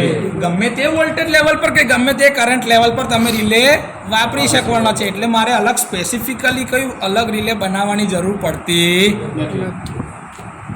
ઓછા વોલ્ટેજ અને ઓછા કરંટના લીધે રિલેના કદમાં પણ ઘટાડો થઈ લે છે કીધું. હવે રિલેની સેકન્ડરીમાં તમારી પાસે 110 વોલ્ટ અને 1 એમ્પિયર હોય, તો આ ટોટલ કેટલા થઈ ગયા? પાવર P બરાબર 110 ગુણ્યા 1 એટલે કે 110 વોટ, અને આ હશે તો 550 વોટ. એટલે કે પાવરના રેટિંગ શું થઈ ગયા? ઘટી ગયા. હવે 1 એમ્પિયર કે 5 એમ્પિયર 110 ઉપર જતો હશે ધારો કે, તો એનો ઝાટકા લાગવાની શક્યતા કેવી હશે? ઓછી. તો આપણાને અને અથવા એપરેટસને ડેમેજ થવાના ચાન્સીસ શું થઈ ગયા? ઓછા. સમજો છો? આ બધા મેઇન ફાયદા. બીજું જે તમને આગળ મેં કીધેલું હતું કે ભાઈ આ VA બર્ડન કેવું થઈ ગયું? સ્પીડ વધારે એટલે VA બર્ડન ઓછું થઈ ગયું. જેટલું VA બર્ડન ઓછું એટલી એની સ્પીડ વધારે, અને એટલું રિલે વધારે સારું. આમાં કોઈ ડાઉટ હોય તો મને કહો. તો સર અત્યાર લગીન જે તમે મને કીધું એ કે સાહેબ આ CTPT તો અમે મેઝરમેન્ટમાં બી જોયા, પ્રોટેક્શનમાં બી જોયા, તો એ બે વચ્ચેનો તફાવત પરીક્ષામાં સૌથી વધારે પૂછાતો એક સવાલ, પ્રોટેક્ટિવ ટ્રાન્સફોર્મર અને ઇન્સ્ટ્રુમેન્ટ ટ્રાન્સફોર્મરનો તફાવત પૂછાય જ. કબીરજી કહી ગયા છે. કેમ પૂછાય? કેમ કે તમે આ બંને હવે ભણ્યા છો, તે બે વચ્ચેનો તફાવત બી તો કાઢવો પડશે ને. જો યાદ કરો, તમારું જે ઇન્સ્ટ્રુમેન્ટ ટ્રાન્સફોર્મર જે હતું એ ઇન્સ્ટ્રુમેન્ટ ટ્રાન્સફોર્મર ખાલી ને ખાલી શેના માટે હતું? મેઝરિંગ માટે. શું હતું? એટલે એનો કોર કેવો હતો? નાનો. એર ગેપ રાખો તો હોય વાંધો નહીં, ના રાખો તોય વાંધો નહીં, બહુ નજીક હોય. કેમ? કેમ કે એક્યુરેટ મેઝરમેન્ટ જોઈએ છે, એટલે એર ગેપ ના હોય એટલું સારું. કેમ કે તો જ ફ્લક્સની લાઈન તરત લિંક થાય ને બીજા જોડે. જેટલું નજીક એટલું લિંકેજ વધારે અને લીકેજ ઓછું. લીકેજ જેટલું ઓછું એટલું એક્યુરેટ મેઝરમેન્ટ એ કરી શકે. હા કે ના? જ્યારે આની અંદરમાં એવું હોય, જો એવું તમે કદ નાનું રાખો તો ફોલ્ટનો કરંટનું મેગ્નિટ્યુડ કેટલું બધું હોય, તો કોર સેચ્યુરેટ થઈ જાય. એટલે આમાં કોર સેચ્યુરેટ ના થાય એના માટે કોર એક અલગ વ્યવસ્થા સાથે બનાવવામાં. મેં જે કીધું હતું ને એક્યુરસી લિમિટિંગ ફેક્ટર ALF વાળું, તો પ્રોટેક્ટિવ ક્લાસની સિટી અથવા તો પ્રોટેક્ટિવ ઇન્સ્ટ્રુમેન્ટ બનાવતી વખતે પ્રોટેક્ટિવ ટ્રાન્સફોર્મરમાં આ વસ્તુનું ધ્યાન રાખવામાં આવે છે. ઇન્સ્ટ્રુમેન્ટ ટ્રાન્સફોર્મરમાં ગેપ રાખીએ તો એનાથી કંઈ ઇસ્યુ થાય? મેઝરમેન્ટની અંદરમાં અમુક વાર છે ને આના ફ્લક્સની લાઈન આની જોડે પ્રોપર લિંક ના થાય તો 100% સાચું માપન ના બી મળે. સમજો? એરગેપ તમે મોટો રાખી શકો છો, એમાંથી વાંધો નહીં, પણ એમાં શું થશે ખબર? લિંકેજ 100% નહીં મળે. લિંકેજ આપણે લિંકેજ શું જોઈએ મેઝરમેન્ટમાં? 100%, કે ચોક્કસ જેટલી ફ્લક્સની લાઈન આ બાજુ તો એ બધી જ ત્યાં આગળ લિંક થવી જોઈએ, તો જ એક્યુરેટ વોલ્ટેજ કાં તો કરંટનું રીડિંગ મળશે. એટલા માટે ત્યાં એરગેપ ના હોય. યાદ કરો, બહુ નજીક હોય. તમને એ કીધું જ હશે, જેને બી EIમાં કીધું હશે, ભણાવ્યું હશે ત્યારે. ના, એરગેપ વધારો તો લીકેજ વધી જશે. તો ચોક્કસ માપન નહીં થઈ શકે ભાઈ. હવે મારે ચોક્કસ માપવું ને એટલો મોટો ફરક નથી પડતો, પણ જ્યારે તમારે પ્રાઇમરીનો કરંટ બહુ જ ઓછો હોય અને સેકન્ડરીમાં તમે કરંટ માપી રહ્યા હોય, તો ધારો કે 0.1 કાં તો 0.2 ક્લાસનો હોય અને એમાં 0.002 કાં તો 0.004ની એરર બી આવે ને, તો એરરના પર્સન્ટેજ વધી જાય.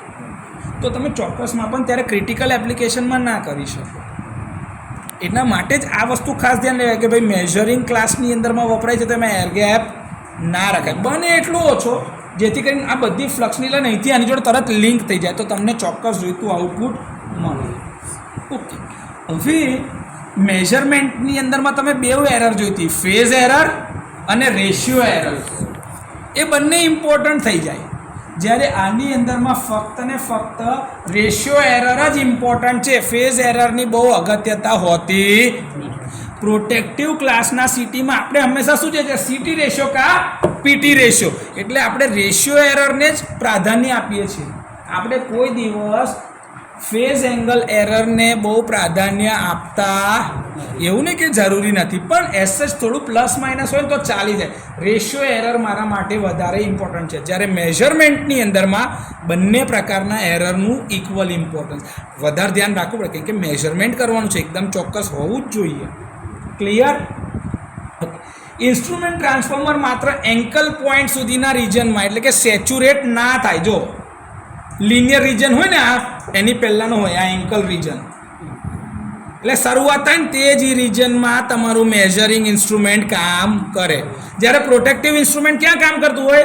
સેચ્યુરેશન રિજન સુધી, ગમે તે લગીને જઈ શકે. જો પ્રોટેક્ટિવ કરંટ મેગ્નેટાઇઝિંગ કર્વના ની રિજન અથવા તેની ઉપરના રિજનમાં કાર્ય કરશે. એટલે જે દેખાય ની રિજન દેખાવું આ લિનિયર કરતાં ઉપર, એટલે ગમે ત્યાં આગળ એ કામ કરી શકે. એટલે જ મેં તમને કીધું કે ભાઈ પ્રોટેક્ટિવ ઇન્સ્ટ્રુમેન્ટ જે છે એ વધારે સારા, ફેથફુલ કામ કરતું. આ ફેથફુલનો શબ્દનો મતલબ બહુ છે ઊંચો, વિધાઉટ સેચ્યુરેશન. એટલે ગમે તે થશે, સેચ્યુરેશન રિજનમાં બી કામ કરે ને તો બી એ સેચ્યુરેટ થાય. ક્લિયર? ઓકે, હવે મસ્તાન છે કે ભાઈ પ્રોટેક્ટિવ કરંટ ટ્રાન્સમાં ફોલ્ટ કરંટમાં જો ફેરફાર થાય,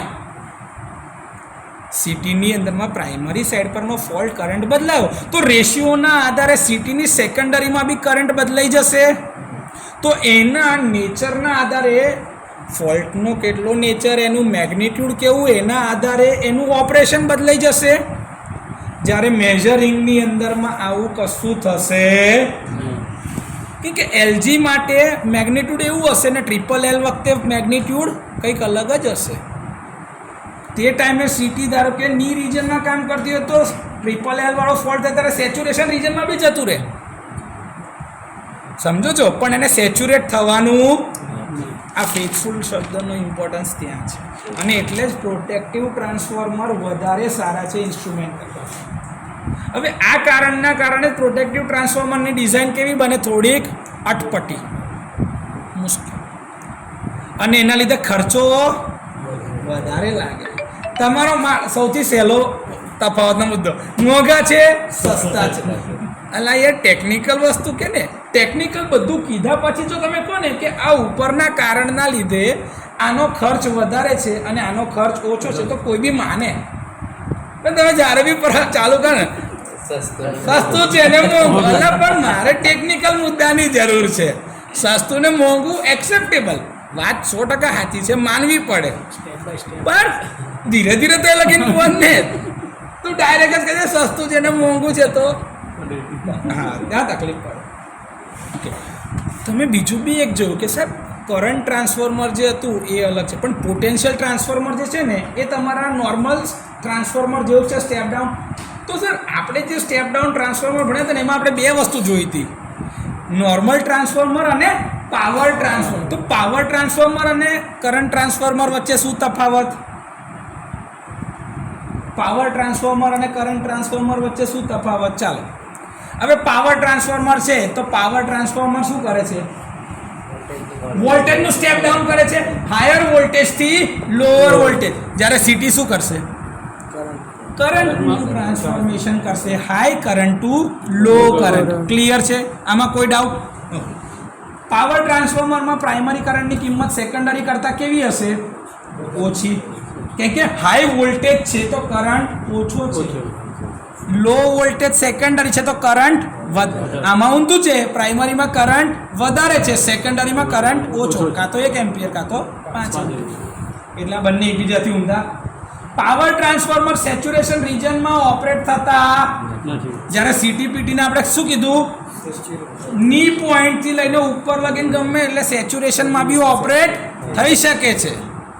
જે પાવર ટ્રાન્સફોર્મર થાય, તમે જાતે વિચારો તમારા સબસ્ટેશનની અંદરમાં ટ્રાન્સફોર્મર છે એની કોર સેચ્યુરેટ થઈ જાય તો નકામું થઈ ગયું સાહેબ. એને ડીમેગ્નેટાઇઝ કરવી પડે, રિવર્સ મેગ્નેટાઇઝેશન કરીને. યાદ છે આવું કંઈક કરીએ છીએ આપણે? સેચ્યુરેટ થઈ ગયું એટલે પછી એ ગાંડું થઈ ગયું, પછી એને નોર્મલ કરવું પડે, કાં તો એટલે શોક આપીને. આપણે ખબર કોઈ માણસ ગાંડો થઈ જાય તો એને કાં તો શોક આપીને ચેક કરી દો, એટલે કે રિવર્સ મેગ્નેટાઇઝ કરીને જોઈજો ભાઈ થાય છે કે નહીં. નહીં થતું તો કાઢી નાખો ભાઈ, સીધું એને કાઢી નાખો, પછી એને નવેસરથી તૈયાર કરાવડાવીને વાપરી શકો, પણ એ સેચ્યુરેશનમાં ના જોજો. તો હવે સાહેબ હું આ સિટી ધારો કે માર્કેટમાં લેવા જાઉં તો મારા સિટીના સ્પેસિફિકેશન શું હોઈ શકે? સિટીના સ્પેસિફિકેશન ભાઈ, તમે સિટીમાં માર્કેટમાં સિટી લેવા ગયા તો તમે કઈ કઈ વસ્તુ જોશો? ચાલો સિટી રેશિયો એમને મળશે ખરો? રેટેડમાં બેવ કરંટ જોઈશે, રેટેડ પ્રાઇમરીના બી કરંટ અને સેકન્ડરીના કરંટ. ચલો પ્રાઇમરી ને સેકન્ડરીનો રેટેડ કરંટ તો આવી ગયો, પછી સિટી રેશિયોમાં કોઈ એરર છે કે નહીં એવી તો ચેક કરવું પડશે ને. સિટી રેશિયો એરર, એનું VA બર્ડન કેટલું છે, વોલ્ટ એમ્પિયર બર્ડન બી તો ચેક કરવું પડશે ને. એનું ઇન્સ્યુલેશન ક્લાસ કયો છે, સિટીમાં બી ઇન્સ્યુલેશન ક્લાસ હોય, એટલે સિટીનો ઇન્સ્યુલેશન ક્લાસ હોય. અને એનું ALF બી જોવો પડે કે ભાઈ કેટલા ગણો કરંટ ફેથફુલી ટ્રાન્સફોર્મ કરી શકશે.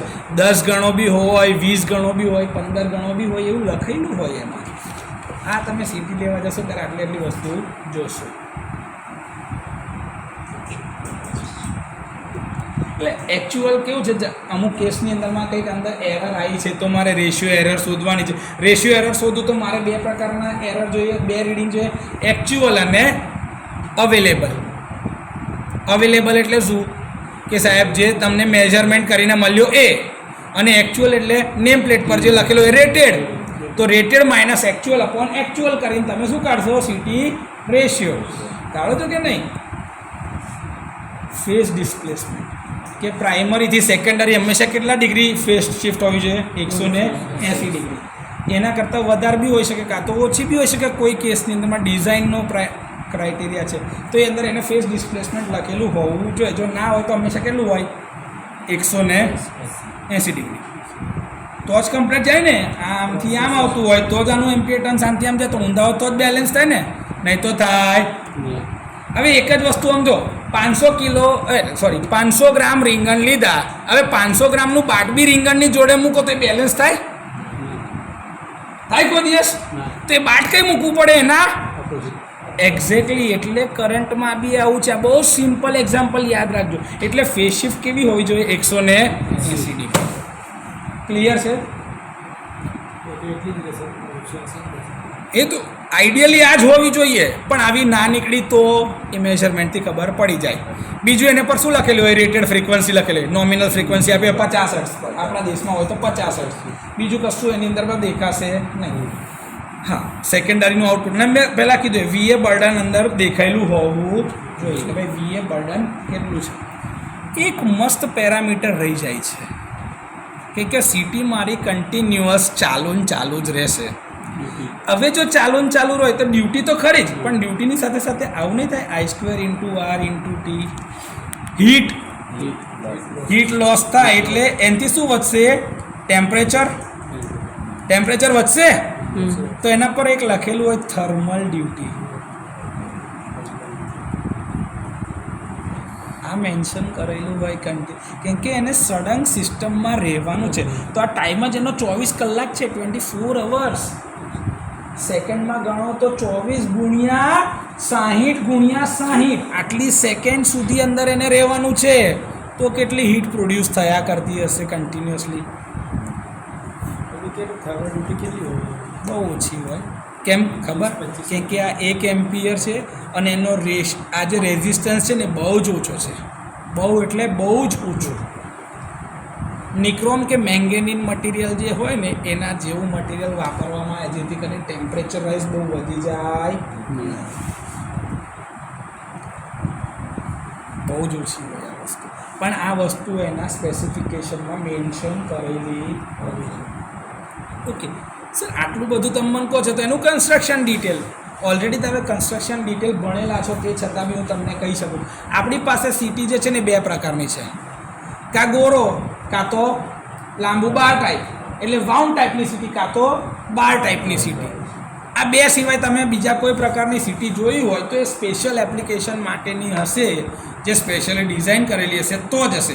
બાકી જનરલી આપણે કાં તો વાઉન્ડ ટાઈપ સીટી કાં તો બાર ટાઈપ સીટી વાપરીએ છીએ. એગ્રી કે નહીં? આના સિવાય બીજું કોઈ જોયું છે? હા, કોરની ડિઝાઇન અલગ અલગ હોઈ શકે છે. કોરની ડિઝાઇન જોડે વાત નથી કરતો, પ્રકાર. એ તો તમે કયા ટાઈપનું અંદર વાપરો છો મટીરિયલ એના આધારે નક્કી થશે કે એનું કોરનું સ્ટેકિંગ. કોરનું શું થાય? સ્ટેકિંગ. ખબર? નાના એક લેમિનેશન એકબીજાની ઉપર મૂકીને આપણે આખા સ્ટેમ્પિંગ બનાવતા આવીએ અને પછી એને ભેગા કરી દે એટલે સ્ટેક બને આખું, એને સ્ટેકિંગ કહેવાય. તો એના આધારે તમે બધા સ્ટેમ્પિંગના આધારે બનાવો છો. હવે એમાં તમે કયા ટાઈપનું સ્ટેમ્પ લો છો, આ ધારો કે જો આને રેક્ટેન્ગ્યુલર સ્ટેમ્પિંગ કહેવાય, ઓવલ ટાઈપ કહેવાય, રિંગ ટાઈપ કહેવાય, EI ટાઈપ આ યાદ છે, અને આ સી શેપ. આપણે આના સિવાય આ બધું ઇન્સ્ટ્રુમેન્ટની અંદરમાં તમે કોર બનાવતી વખતમાં જોયેલું જ છે. આ એ જ છે, આમાં કોઈ નવી વસ્તુ આપણે વાપરતા જ નથી. તમે કોઈ વસ્તુ નવી જોઈ હોય તો મને કહો. વાઇન્ડિંગ છે, વાઇન્ડિંગ કયા મટીરિયલની વાપરશો? કોપર સાહેબ બેસ્ટ. અને કોપરની ના વાપરવી હોય તો એટલે માર્કેટમાં સસ્તા માટે એલ્યુમિનિયમ વપરાય છે, પણ પ્રોટેક્ટિવ ગ્લાસ માટે જ વાપરવાની છે તો કોમ્પ્રોમાઇઝ ચાલે. કાં તો તમે વાપરો કોપર, કાં તો પછી જાઓ સિલ્વર. અને ચાંદી મોંઘું છે એટલે કોપર એની સાપેક્ષે સસ્તું છે, એટલે આપણે વાઇન્ડિંગ માટે ખાલી ને ખાલી કોપરનો યુઝ કરીશું. રિલાયબિલિટી બહુ જોરદાર. એનો ટેમ્પરેચર ગ્રેડિયન્ટ ઘણો ઊંચો એટલે ઓછો છે, એટલે હીટિંગ ઓછું થાય અને એક્યુરસી સારી. નોર્મલી હજુ બ્રેકરની અંદરમાં કોન્ટેક્ટ હોય છે. હા, બટન ચાલી બ્રેકરની અંદરમાં હોય છે, એ તમારા સિલ્વર કોટેડ હોય. Silver coated. હા, એટલે પ્યોર સિલ્વર બી વપરાય પણ એ મોંઘું બહુ પડે. મિક્સ હોય છે, સિલ્વર ને બીજી ધાતુ મિક્સ. હા, આમાં શું છે કે મિશ્ર ધાતુ તમે બનાવો ને તો તમને ફાયદો દેખાય. સસ્તો તો પડે, સાથે સાથે તમારું ઓપરેશનમાં રિલાયબિલિટી વધી જાય. બીજું હવે કોરની અંદરમાં બીજા કોઈ પ્રકારનું છે નહીં. જો ring core continuous spiral wound પ્રકારની અને મટીરિયલ આપણે જોયેલું જ છે યાર કે ભાઈ તમે CRGO મટીરિયલ વાપરો, જેમાં કોલ્ડ રોલ્ડ ગ્રેન ઓરિએન્ટેડ જે તમે સિલિકોન સ્ટીલના સ્ટેમ્પિંગ વાપરો છો ને એ CRGO મટીરિયલમાંથી જ બને છે. એમાંથી તમે કોર બનાવ્યો છે, બીજું કંઈ નવું કર્યું નથી. આ જે વાત કરતા હતા તમારું વાઉન્ડ ટાઈપનું સીટી છે. વાઉન્ડ ટાઈપના સીટીની અંદરમાં કશું છે ને એકની ઉપર બીજું વીંટાળેલું હોય એટલે એને વાઉન્ડ ટાઈપ કહે. આ તમે HRGO મટીરિયલ છે સિલિકોન સ્ટેમ્પિંગ માટે, એ વપરાય છે. રિંગ જે છે કોરના સ્ટેમ્પિંગ એકબીજાની ઉપર નાખેલા હોય છે. સિલિકોન સ્ટેમ્પિંગનો જો ઉપયોગ કરીએ છીએ એટલે શું થાય? લોસીસ ઓછા. સિલિકોન સ્ટેમ્પિંગના કારણે તમારા કોર લોસીસ શું થઈ જાય છે? ઓછા. એનાથી કોર લોસીસ રિડ્યુસ થાય છે. એના માટે તમે સિલિકોન સ્ટેમ્પિંગ વાપરો છો. જે તમે ટ્રાન્સફોર્મરની ડિઝાઇન જોઈ છે ને એવી સેમ ટુ સેમ. આમાં કંઈ બીજું નવું છે વાઇન્ડિંગની અંદરમાં બી તમને મેં કહી દીધું કે ભાઈ વાઇન્ડિંગ બી તમે જે છે વાપરો છો કઈ કોપર મટીરિયલની, સિમ્પલ. એટલે કશું નવું છે. હા, કન્ટિન્યુઅસ સ્પાઇરલ વાઉન્ડવાળું જે છે એની અંદરમાં નિકલ આયન અલોય એટલે કે મિશ્ર ધાતુનો ઉપયોગ થાય. હવે મિશ્ર ધાતુના લીધે શું થાય? પ્રોપર્ટી બદલાઈ જાય. જેમ કે એક એક્ઝામ્પલ સમજો કે સોડિયમ છે ને એ એકલું હવાના સંપર્કમાં આવે ને તો ભડાકા થઈ જાય. ક્લોરિન છે ઝેરી વાયુ છે, પણ સોડિયમ અને ક્લોરિન ભેગું થાય તો શું બને? સોડિયમ ક્લોરાઇડ, મીઠું. ચાલે એના વગર જમવાનું? હા, એટલે મિશ્ર જ્યારે થાય ને ભેગું થાય ને તો અમુક વાર એની ખરાબ પ્રોપર્ટી દૂર થઈ જાય ને કંઈક સારી પ્રોપર્ટી, એટલે આપણે મિશ્ર ધાતુનો ઉપયોગ કરીએ છીએ. ક્લિયર? પ્રાઇમરી અને સેકન્ડરી વાઇન્ડિંગ જે છે એ કોન્સન્ટ્રિક પ્રકારની એટલે કે ફિક્સ હોય. કેમ ફિક્સ કરી દીધી? બે પ્રકારની વાઇન્ડિંગ હોય, કાં તો ડિસ્ટ્રીબ્યુટેડ હોય કાં તો કોન્સન્ટ્રેટેડ. કોન્સન્ટ્રેટેડ રાખી એટલે શું થઈ જાય, એકની જોડે બીજી જે છે એની ઉપર જ, એટલે શું થાય, લીકેજ ઓછું. જો લિંકેજ 100% થાય, લીકેજ ઓછું થાય, એટલે આવી કોન્સન્ટ્રેટેડ વાઇન્ડિંગ વીંટાળેલી હોય. હવે આ તમારી રચના છે, જો તમે જાતે જોઈ લો. આ તમારું કોર મટીરિયલ સેન્ટરની અંદરમાં, આ તમારું મોલ્ડેડ ઉપરનું ઇન્સ્યુલેશન છે, આ તમારી પ્રાઇમરી છે અને નીચે તમારી સેકન્ડરી. ક્લિયર? છેડા બહાર કાઢેલા જ છે, જો સેકન્ડરીના ટર્મિનલમાં અંદરથી છેડા નીકળેલા જ હોય. પ્રાઇમરીના છેડા અહીંયા આગળથી ઉપર આ રહ્યા, જો દેખાય છે. પ્રાઇમરીને તમે કનેક્ટ કરો, સિરીઝમાં લગાડી દઈએ આપણે, એટલે P1 અને આ બાજુથી S1. ક્લિયર ને? આવું જ હોય છે ને. સિટીમાં બીજું કંઈ નવું છે? સિરીઝમાં જ લાગે સિટી, કરંટ ટ્રાન્સફોર્મર. એને શું મેજર કરવાનું છે? કરંટ. એટલે એક હંમેશા શેમાં લાગશે? સિરીઝમાં. જો ભૂલથી સિટી પેરેલલમાં લાગી ગઈ તો શું થાય? હા ના, સિટી સિરીઝની જગ્યા પર જો પેરેલલમાં લાગે ને તો સિટી એટલે તમારું એમીટર સમજો. એમીટરનો ઇન્ટરનલ રેઝિસ્ટન્સ સૌથી ઓછો હોય, એટલે શું થઈ જશે? Short circuit. તો તમારા વોલ્ટેજ તમારા પેરેલલમાં માપવાતા એ મપાશે, અને એ જગ્યાએ પીટી તમારી સિરીઝમાં લાગી ગઈ તો એનો ઇન્ટરનલ રેઝિસ્ટન્સ બહુ જ વધારે, તો તમારી વાઇન્ડિંગ શું થઈ ગઈ? ઓપન. તો કરંટ અંદરથી જવા જ નહીં દે. એટલે બે ઇન્સ્ટ્રુમેન્ટ પ્રોપર કામ કરી શકે. એટલા માટે હંમેશા ધ્યાન રાખજો કે કરંટ ટ્રાન્સફોર્મર સિરીઝમાં, પોટેન્શિયલ ટ્રાન્સફોર્મર પેરેલલમાં લાગે છે. કેમ કે સિરીઝમાં તમારે કરંટ જવા દેવાનો છે ને એ માપવાના છે, આ બાજુ તમારે કેટલા વોલ્ટેજ એના છેડાની અક્રોસમાં આવે છે એ માપવાના છે. એટલે પેરેલલમાં લાગે ને પેલું સિરીઝમાં લાગે. ઇન્ટરનલ રેઝિસ્ટન્સ ઇમ્પોર્ટન્ટ છે એમાં, આ ધ્યાન રાખજો ખાસ. પરીક્ષાની અંદરમાં અહીં તો હવે લોજિકલ સવાલો બહુ પૂછાતા નથી, પણ પૂછાય તો વાયવાને એ બધાની અંદરમાં તમે આની થોડીક તૈયારી રાખજો. કરંટ ટ્રાન્સફોર્મરમાં આપણે નેગેટિવ સાઈડથી આપણે કેબલ ઘુસાડીએ તો એમાં માઇનસમાં જશે. હા, તો એ કરંટની પોલારિટી બદલાઈ ગઈ ભાઈ. પોલારિટી બદલાઈ ગઈ તો હવે રિવર્સ મેઝરમેન્ટ થાય, અને એનું એકચ્યુઅલમાં V/I નેગેટિવ દિશા બદલાઈ ગઈ. કેમ કે પહેલાં આ વોલ્ટેજ અને આ કરંટ, તો બેનો ફેઝ એંગલ આ દિશામાં હોય, પોઝિટિવ ટોર્ક એંગલ. આમાં શું લાગે? Positive torque. હવે શું થઈ ગયું? આ વોલ્ટેજ અને તે કરંટ કઈ લગાડ્યો? આમ. તો આ એંગલ કેવડો થઈ ગયો? મોટો. Negative torque. આવું થાય એટલે પોલારિટી કોઈ દાડ, એટલે આ જે હોય ને આનાથી એક્ઝેક્ટ ઊંધું 180 અગર ધારો કે લેતો હોય તો તારો એંગલ આટલો મોટો થઈ ગયો. આ જોઈ લે કેટલો મોટો એંગલ થઈ ગયો તારો. તો આ રિલેનો આટલો મોટો એંગલ થઈ જાય. રિલેને ટોર્ક દેખાશે નહીં તો રિલે ઓપરેટ ના થાય. એટલે આવું થાય. આ ફેઝર ડાયાગ્રામથી તને સમજાવી દીધું, લોજિકલ, મેથેમેટિકલી. હવે તો તને જોઈને ખબર પડી જાય કે નહીં આવું થાય. એટલે એંગલ કેટલો મોટો થઈ ગયો, જે એનો જે સ્પેસિફાઈડ એંગલ હોય ને એની બાઉન્ડ્રીની બહાર જ જતો રહેશે. બાઉન્ડ્રી બહાર જતો મેથેમેટિકલી. આ તમને ધારો કે પ્રમોશન માટે તમારા કંપનીના ઇન્ટરવ્યૂ અમુક થતા હોય ને તેમાં આવું બધું આ તમે દોરીને સમજાવો ને તો સામેવાળો તરત ખુશ થઈ જાય કે વાહ, આને તો પાછળનું ફિઝિક્સ બી ગણિત બી ખબર છે. આ થાય કેમ કે તમે શું કરી, કરંટની દિશા ઊંધી એટલે 180 ડિગ્રી આમ, એટલે આ એંગલ જે આટલો થતો હતો એના જગ્યાએ આવડો મોટો થઈ ગયો.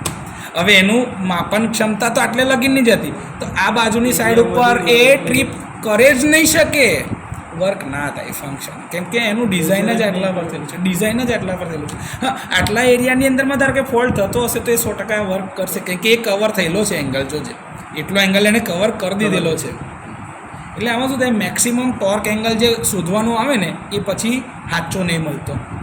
એ ડિસ્ટન્સ રિલેના કેસમાં લાગે છે.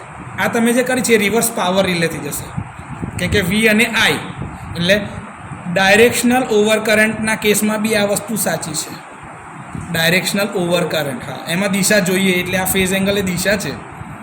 એટલે કેટલા ડિગ્રીના ખૂણામાં, એટલે પહેલાં તો કે આ 30 ડિગ્રીમાં ઓપરેટ થતો હતો, હવે 30ની જગ્યાએ 210 ડિગ્રી થઈ જાય બાપુ. તો જઈ ઓપરેટ નહોતું થવાનું તઈ બી ઓપરેટ થઈ જાય એવું બી બને. એટલે આ તો નુકસાન થઈ જાય.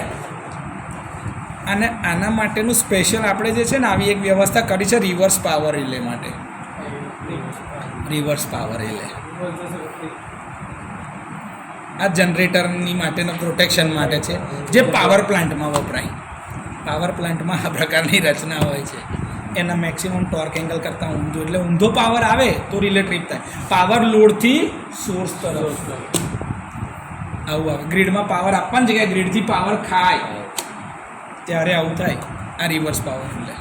અગર પ્રોટેક્શન ના લીધું તો પેલો વન ટાઈપ ઓફ મોટર જ એ રિવર્સ પાવરમાં એવું જ છે. રિવર્સ પાવર એટલે શું? આ પ્રાઇમ મૂવર જે છે એ પહેલાં આને ચલાવતું હતું, હવે આ પ્રાઇમ મૂવરને ચલાવે છે. એટલે ઇલેક્ટ્રિકલ ઇનપુટ લીધો, હા, એટલે ઇલેક્ટ્રિકલ ઇનપુટ લીધું, મિકેનિકલ આઉટપુટ આપ્યું, તો પ્રાઇમ મૂવરની શાફ્ટ ડેમેજ થઈ જશે બધું જ. કેમ કે આ તો એટલી ને એટલી સ્પીડ પર દોડવાની કોશિશ કરશે, પણ અહીંયા સ્ટીમનું ઇનપુટ જ નહીં. એટલે આ શું થશે? આની ઇનર્શિયાને લીધે ધીમું પડશે, પણ આ એને ફરાવવાની કોશિશ કરશે. ત્યારે આ મશીન છે જનરેટરની જગ્યા પર સિન્ક્રોનસ મોટર બની જાય. શું બની જાય? સિન્ક્રોનસ મોટર રિવર્સ પાવરના કેસમાં. અને એટલે જ એને તરત ડિટેક્ટ કરે. ડિસ્કનેક્ટ જ થઈ જાય, સિન્ક્રોનિઝમમાંથી કાઢી જ નાખે, તરત જ ટ્રીપ થઈ જાય. આના માટે બહુ રાહ જોવાય જ ના. This is one of the critical protection of alternator. ઓલ્ટરનેટરમાં અપાતું સૌથી ક્રિટિકલ પ્રોટેક્શન છે. ઓકે, આગળ જવો હવે. ચાલો, સરસ. 12 ટાઈપનું સીટી મારે છે. હવે 12 ટાઈપનું સીટી એટલે આપણે નહીં જોતેલા આ ચોકલેટનો બાર એટલે સીટી કેવી? ઊભી, એની ઉપર વાઇન્ડિંગ વીંટાળેલું. કોર ટાઈપ અને શેલ ટાઈપ જોયું હતું ને, બસ આ એના જેવા જ છે. એમાં વાઉન્ડ ટાઈપ અને બાર ટાઈપ. જો દેખાયા તમને બાર? પ્રાઇમરીનો બાર છે, ઉપર પોર્સેલિનની ટ્યુબ છે, આ તમારો કોર લાગેલો છે.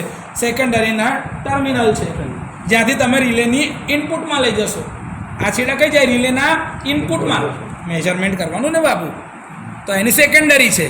આ એનો કોર છે, આજુબાજુ હોય ને વીંટાળેલો કોર, અને વચ્ચે તમારું પ્રાઇમરી આમ તમારી સિટીમાં લાગેલી હશે સિરીઝમાં. અહીંથી આ બસ બારમાંથી જતું એટલે આ પ્રાઇમરી લાગી ગઈ. એટલે આ જે રોડ છે ને આવો હોય, તમે જે જોયો ને આવો હશે સિસ્ટમમાં, આવો રોડ લાગેલો હોય. અહીંયા તમારો બસ બાર છે, બસ બારમાંથી કરંટ અહીંથી આમ જાય, અહીંથી આગળ કરંટ જતો જાય. આવું લાગેલું હોય તમને સિસ્ટમમાં.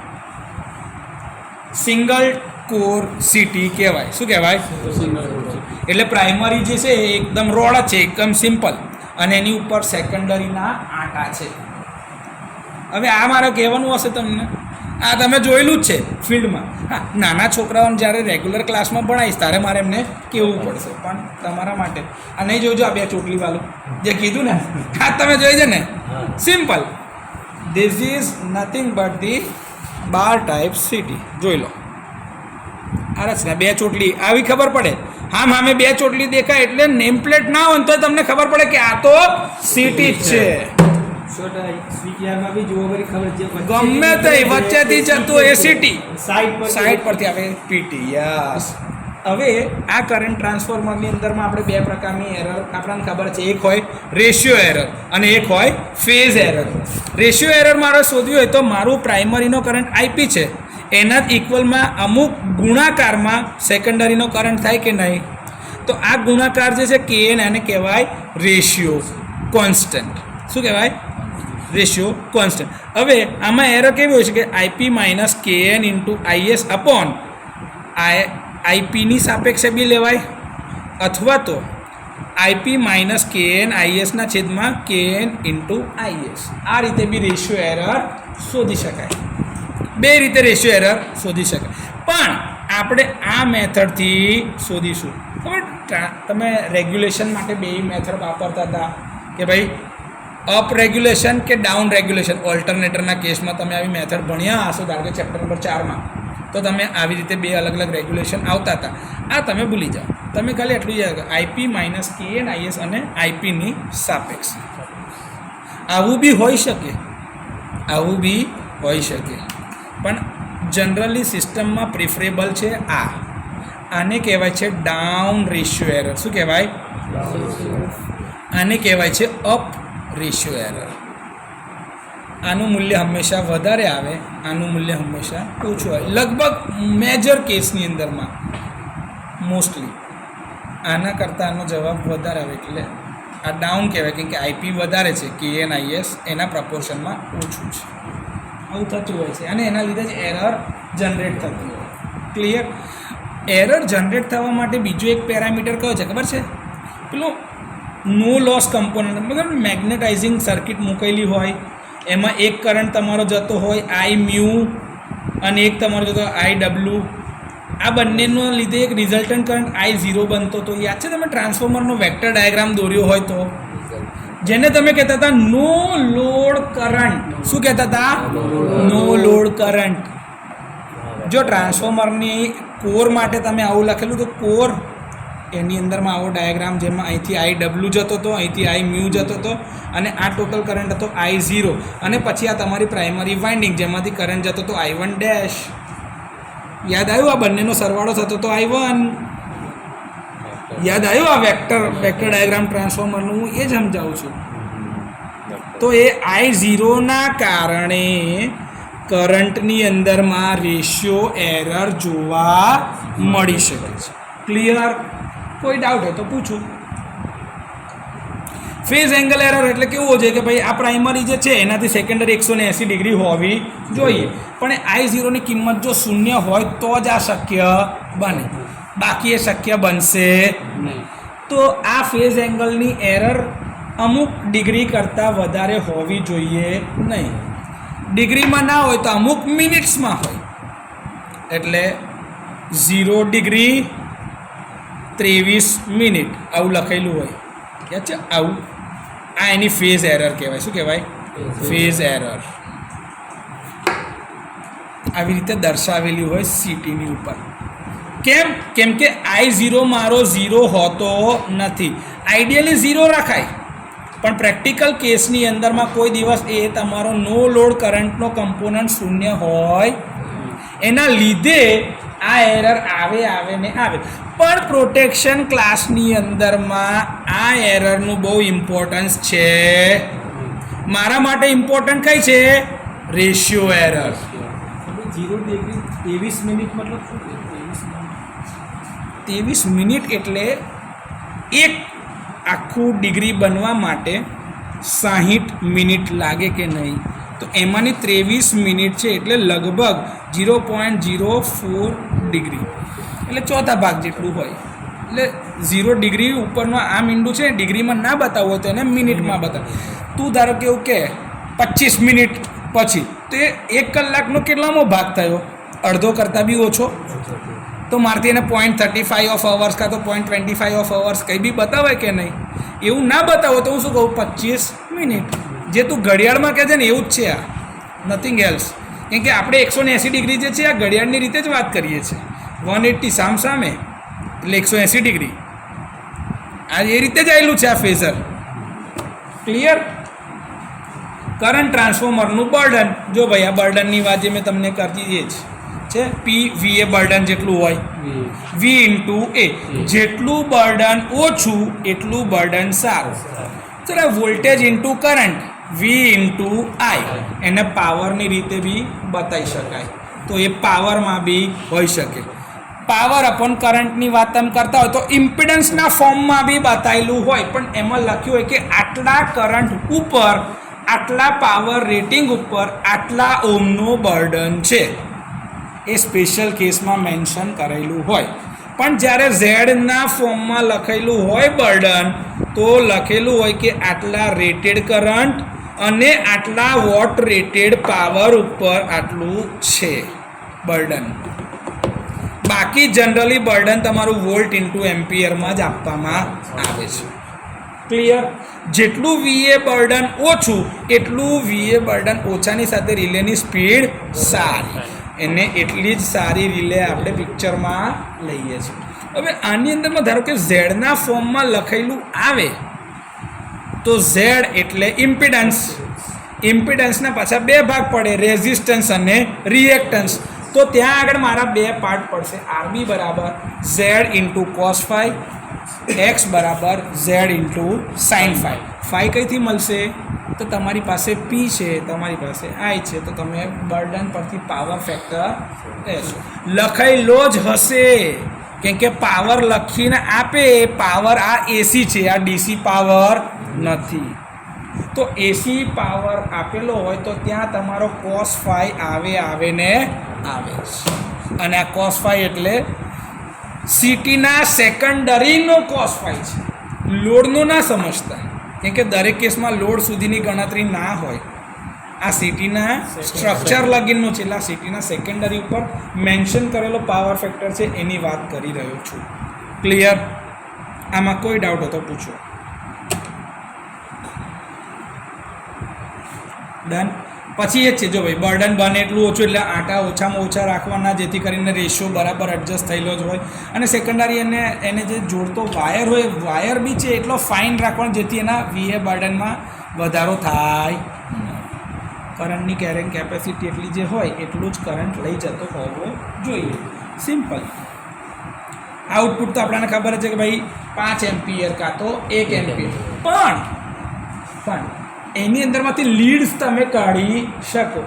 5ની અંદરથી તમે લીડ કાઢો તો 5ની અંદરથી હું 10 લગીન બી જઈ શકું છું.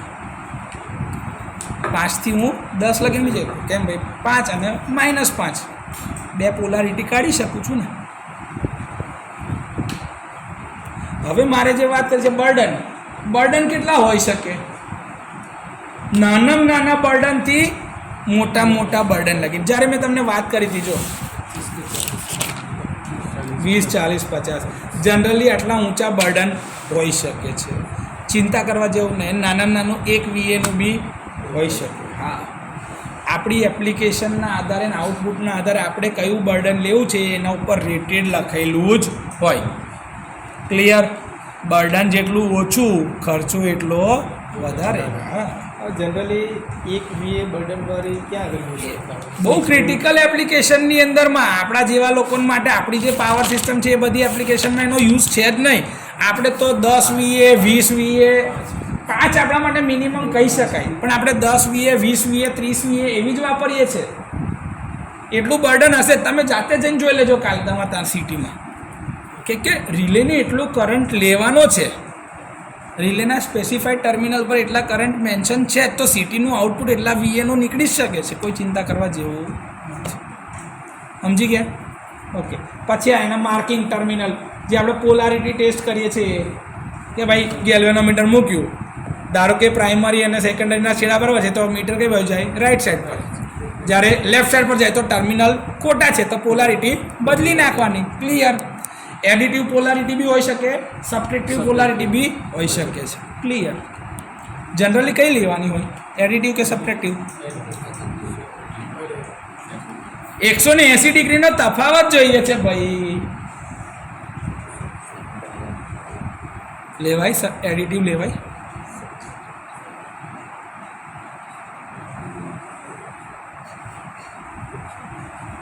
વિચાર કરતા થઈ ગયા તમે તો. ડિફ્લેક્શન પ્રમાણથી એડિટિવમાં તો પણ એ ડિફ્લેક્શનના આધારે કે ભાઈ P1 P2 આ દિશામાં જાય છે, તો એનથી ઓપોઝિટ S1 S2 જવું જોઈએ. આવ્યું પેલા કપમાં એટલે ચાપી ટર્મિનલ્સ છે, એના પછી સિટીના જોડાણ, કનેક્શન ટાઈપ. હવે આપણે તો 3 ફેઝમાં વાપરવાના, તો 3 ફેઝમાં કાં તો સ્ટાર કનેક્શન હોય કાં તો ડેલ્ટા કનેક્શન હોય. સ્ટાર કનેક્શન હોય તો મારી 3 ફેઝની સિટી જે હોય એનો એક છેડો, આ એક છેડો, આ એક છેડો થઈ ગયો. હા કે ના? અહીં આગળથી એક છેડામાંથી કરંટ, એક છેડામાંથી કરંટ, એક છેડામાંથી 3 ફેઝના કરંટ આવી ગયા, A, B અને C. આ બધા છેડા કઈ જતા રહ્યા? તો કે સાહેબ આ બધા છેડા ભેગા, તો મારા આ સિટીના છેડા બધા કઈ જતા રહ્યા? ભેગા. એટલે કાં તો ન્યુટ્રલમાં કાં તો અર્થમાં આપી દો, થઈ શકે ને? એટલે અર્થ ફોલ્ટ માટેની રિલેમાં બી એક છેડો તમારે લેવો હોય તો તમે વાપરી શકશો. એટલે આ 3ને ભેગા કરાય એટલે એ ક્યાં જાય? ન્યુટ્રલ કરંટ બને. શું બને? Neutral current. એટલે આ તમારી આ ફેઝ ઓવર કરંટમાં અને આ તમારી અર્થ ફોલ્ટમાં ગઈ. કનેક્શન પતી ગયું કે ના પતી ગયું? ક્લિયર? આમાં કોઈ ડાઉટ હોય તો પૂછો. આ તમારું સ્ટાર કનેક્શન. ડેલ્ટા છે તો ડેલ્ટામાં શું બને? લૂપ બનાવવી પડશે. આ મારો આર ફેઝ છે, ધારો કે આર ફેઝની સીટી, આ વાય ફેઝની અને આ બી ફેઝની. આરમાંથી વાયમાં, વાયમાંથી બીમાં અને બીમાંથી આરમાં. આ એક છેડો, આ એક છેડો, આ એક છેડો, આર વાય ને બી બહાર કાઢી લીધો. તો આ મારી થઈ ગઈ આ સ્ટાર કનેક્શન અને આ ડેલ્ટા કનેક્શન. ચાલે કે ના ચાલે? ડેલ્ટામાં ઊંધી બી બની શકે છે, અહીંથી આમ, અહીંથી આમ ને અહીંથી આમ. ટર્મિનલ કયા કાઢવા છે બહાર એના આધાર તમે નક્કી કરી શકો છો. એ તમે એટલા મોટા છો કે હવે તમે એ સમજી શકો છો, કેમ કે તમે ઓલરેડી આ 3 ફેઝ ટ્રાન્સફોર્મરની અંદરમાં વાઇન્ડિંગની પોલારિટીના અંતે તમે જોયેલું છે. આ એ જ વસ્તુ છે, બીજું કંઈ નવું નથી. ક્લિયર?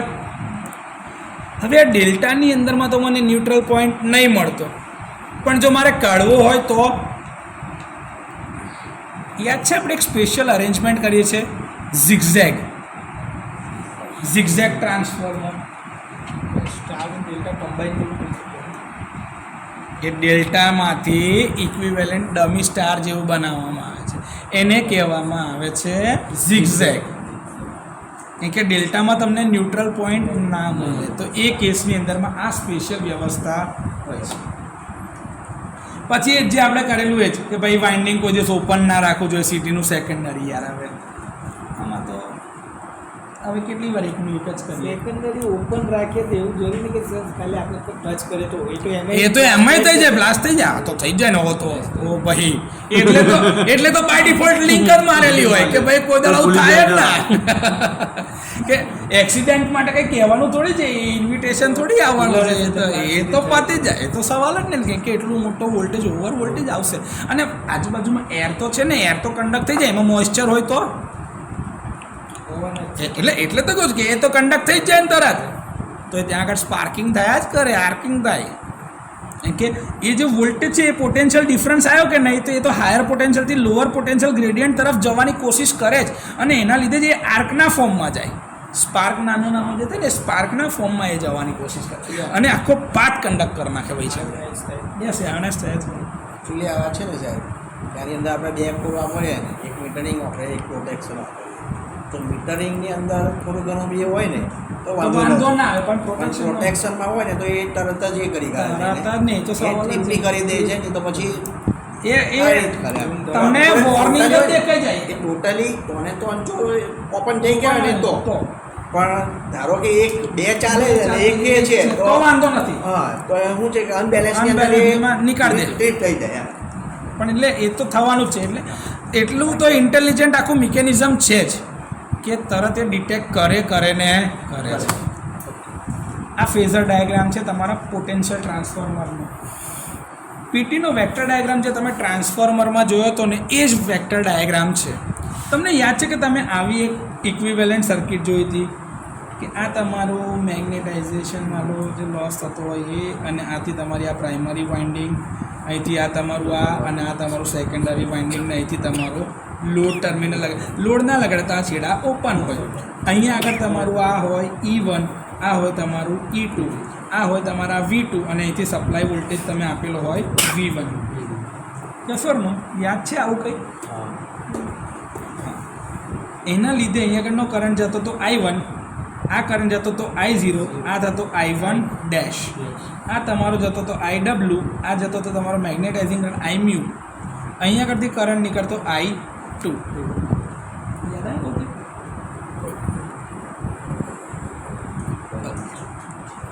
હવે કરંટ એઝ અ રેફરન્સ લઉં છું કેમ કે મેગ્નેટાઇઝિંગ ફ્લક્સ, તો આ મારું મેઇન લાઇન છે ફ્લક્સની. તમે એવું કહેતા હતા કે ભાઈ કરંટ જે છે ને એ મારો વોલ્ટેજ જે છે એ તો એનાથી આ ફ્લક્સથી 90 ડિગ્રી હોય. કેમ કે E ઇઝ d∅dt, ફ્લક્સના ફેરફારનો દર, એટલે આ બંને વચ્ચેનો તફાવત 90 ડિગ્રી હોય. તો મારા જે વોલ્ટેજ હશે એને ફ્લક્સની જોડે 90 ડિગ્રીનો તફાવત, એટલે મારું પ્રાઇમરીનું ફ્લક્સ આ બાજુ, સેકન્ડરીનું 180 ડિગ્રી એટલે નીચે. યાદ રાખજો આ વસ્તુ. એટલે પ્રાઇમરી ઉપર અને સેકન્ડરી નીચે. સર આને કેમ આ બધા? કેમ કે is proportional to -d∅dt, minus Lenz law એટલે ફ્લક્સ કરતાં 90 ડિગ્રી પાછળ. એટલે મારું E1 જે છે ને એ ઉપર જાય છે અને E2 મારું 180 ડિગ્રીના લીધે નીચે આવે છે. ફેઝર ડાયાગ્રામ દોરવા માટે કોઈને આ લોજિક ખબર જ નથી કે સર E1 ને ઉપર કેમ લઈ ગયો ને E2 ને નીચે કેમ લઈ ગયા. મેં વાયવાની અંદરમાં સૌથી પહેલાં આ જ સવાલ કર્યો, આટલું દોરીને આપું, આવું 5 દોરીને આપું અને પૂછું કે ભાઈ હું કેમ આ V1 ઉપર દોરું છું અને કેમ V2 નીચે દોરું છું, એ કોઈને ખબર હોતી નથી. This is mathematics. કે જીવન ફ્લક્સથી ઇનશોર્ટ પાસ નહીં, આ છે, આ ઇક્વેશન જ છે. લેન્સ લો પ્રમાણે માઇનસ EMF જે છે d∅dt એટલે કે ફ્લક્સના ફેરફારનો દર છે અને એ માઇનસ એટલે કે પાછળ છે, એટલે ફ્લક્સ કરતાં EMF પાછળ, એટલે એ પાછળ હોય.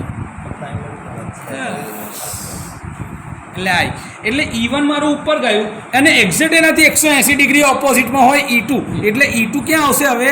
નીચે. બે એટલે એક જ દિશામાં નહીં આવતા કોઈ દિવસ ભાઈ. એ ફ્લક્સથી આગળ કેમ ફ્લક્સથી આગળ કેવી રીતે કહું તમને? એકચ્યુઅલીમાં આ ફ્લક્સ જે છે ને એ છે અને એન્ટી ક્લોકવાઇઝ ડિરેક્શનમાં આગળ વધતું જાય, એટલે આ મારું EMF આવ્યું અને એનાથી 180 ડિગ્રી પાછળ છે, એટલે મારું E2 અહીંયા નીચે આવે છે. આ એંગલ આવા છે. આ કોઈ આ લોજિકલી સમજવા હંમેશા એન્ટી ક્લોકવાઇઝ ડાયરેક્શનમાં ચાલે. જે રોટેટિંગ મેગ્નેટિક ફિલ્ડ પ્રોડ્યુસ થાય છે એ ક્લોકવાઇઝ દિશામાં ના હોય, એ એન્ટી ક્લોકવાઇઝ દિશામાં હોય. બેલેન્સ કન્ડિશનની અંદરમાં બી આવું જ હોય. તમે બેલેન્સના ફેઝર જોયો ને તો આ મારો IA, IB અને આ મારો IC આવો હશે. તો આ હિસાબથી E1 ને E2 બંને ફ્લક્સથી પાછળ જ કહેવાય ને બોલાય. ફ્લક્સથી આગળ E1 અને એનાથી 180 ડિગ્રી પાછળ E2, એટલે ફ્લક્સથી પાછળ E2. કેમ કે પહેલાં જો વોલ્ટેજ આપું છું ને એના લીધે EMF ઇન્ડ્યુસ થશે, એટલે કે ફ્લક્સ સેટ થશે. તો ફ્લક્સ પછી સેટ થાય, એટલે ફ્લક્સ મારો છોકરો છે, હું એનો બાપ છું. એટલે વોલ્ટેજ આગળ પ્રાઇમરીના ફ્લક્સ સેટઅપ થયું, એ ફ્લક્સ બીજા જોડે લિંક થયું, એટલે છોકરાના લગ્ન થયા પછી સેકન્ડરીમાં વોલ્ટેજ ઇન્ડ્યુસ થયો, એટલે એને ત્યાં બાબો આવ્યો, એટલે V2 એના કરતાં બી પાછળ થાય છે. This is the logic. આ એકદમ સિમ્પલ ક્રોનોલોજીકલ ઓર્ડર કે જે હું તમને સમજાવું છું આ તમારા મગજમાં જ ઉતરી જાય. તમે આ સમજવાની આજ લગીને તમે ફેઝર ડાયાગ્રામ આ રીતે ભણ્યા જ નહીં. ચાલ, હવે મેં કરંટ આપ્યો I1, એના બે કમ્પોનન્ટ પડે છે. એક મારો છે ફ્લક્સની દિશામાં જતો કરંટ, જેને મારે IW કહીએ છીએ. આ મારો મેગ્નેટાઇઝિંગ કરંટ, કે આ મેગ્નેટાઇઝિંગ ફ્લક્સ છે, આ મારો Iµ એટલે મેગ્નેટાઇઝિંગ કરંટ. અને બીજો મારો જે કરંટ હતો ને IW, જે આ બંને વચ્ચેનો ડિગ્રીનો એંગલ કેટલો હોય? 90 ડિગ્રી. આનું રિઝલ્ટન્ટ જે મળે ને, આ બંનેના રિઝલ્ટન્ટના કારણે મારો એક કરંટ બને છે I0. શું બન્યો? એટલે આ કરંટ બન્યો I0. હજી મારે I1 ડેશ કરંટ ઉમેરવાનો છે. આ મારો I1 ડેશ કરંટ. આ બંનેનો સરવાળો થાય ને ત્યારે મારો કરંટ બને છે IP, એટલે કે I1. આ મારો કરંટ ત્યારે બન્યો ઇનપુટનો મેઇન કરંટ. હવે આ તો મારો ઇનપુટનો મેઇન કરંટ છે. મેઇન કરંટ જે છે એ મારા વોલ્ટેજની દિશામાં, એટલે મારો શું થઈ ગયો? આ મારો EP છે પ્રાઇમરીનો EMF, એ આના કરતાં 90 ડિગ્રી થયો.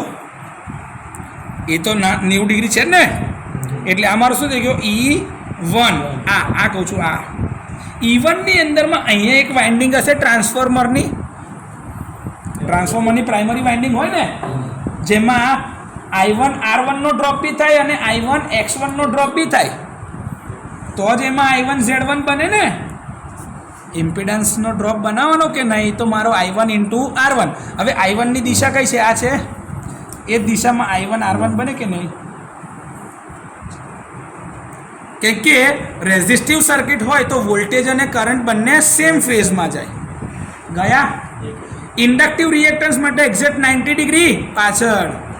તો અહીંથી મારો I1 X1 બન્યો.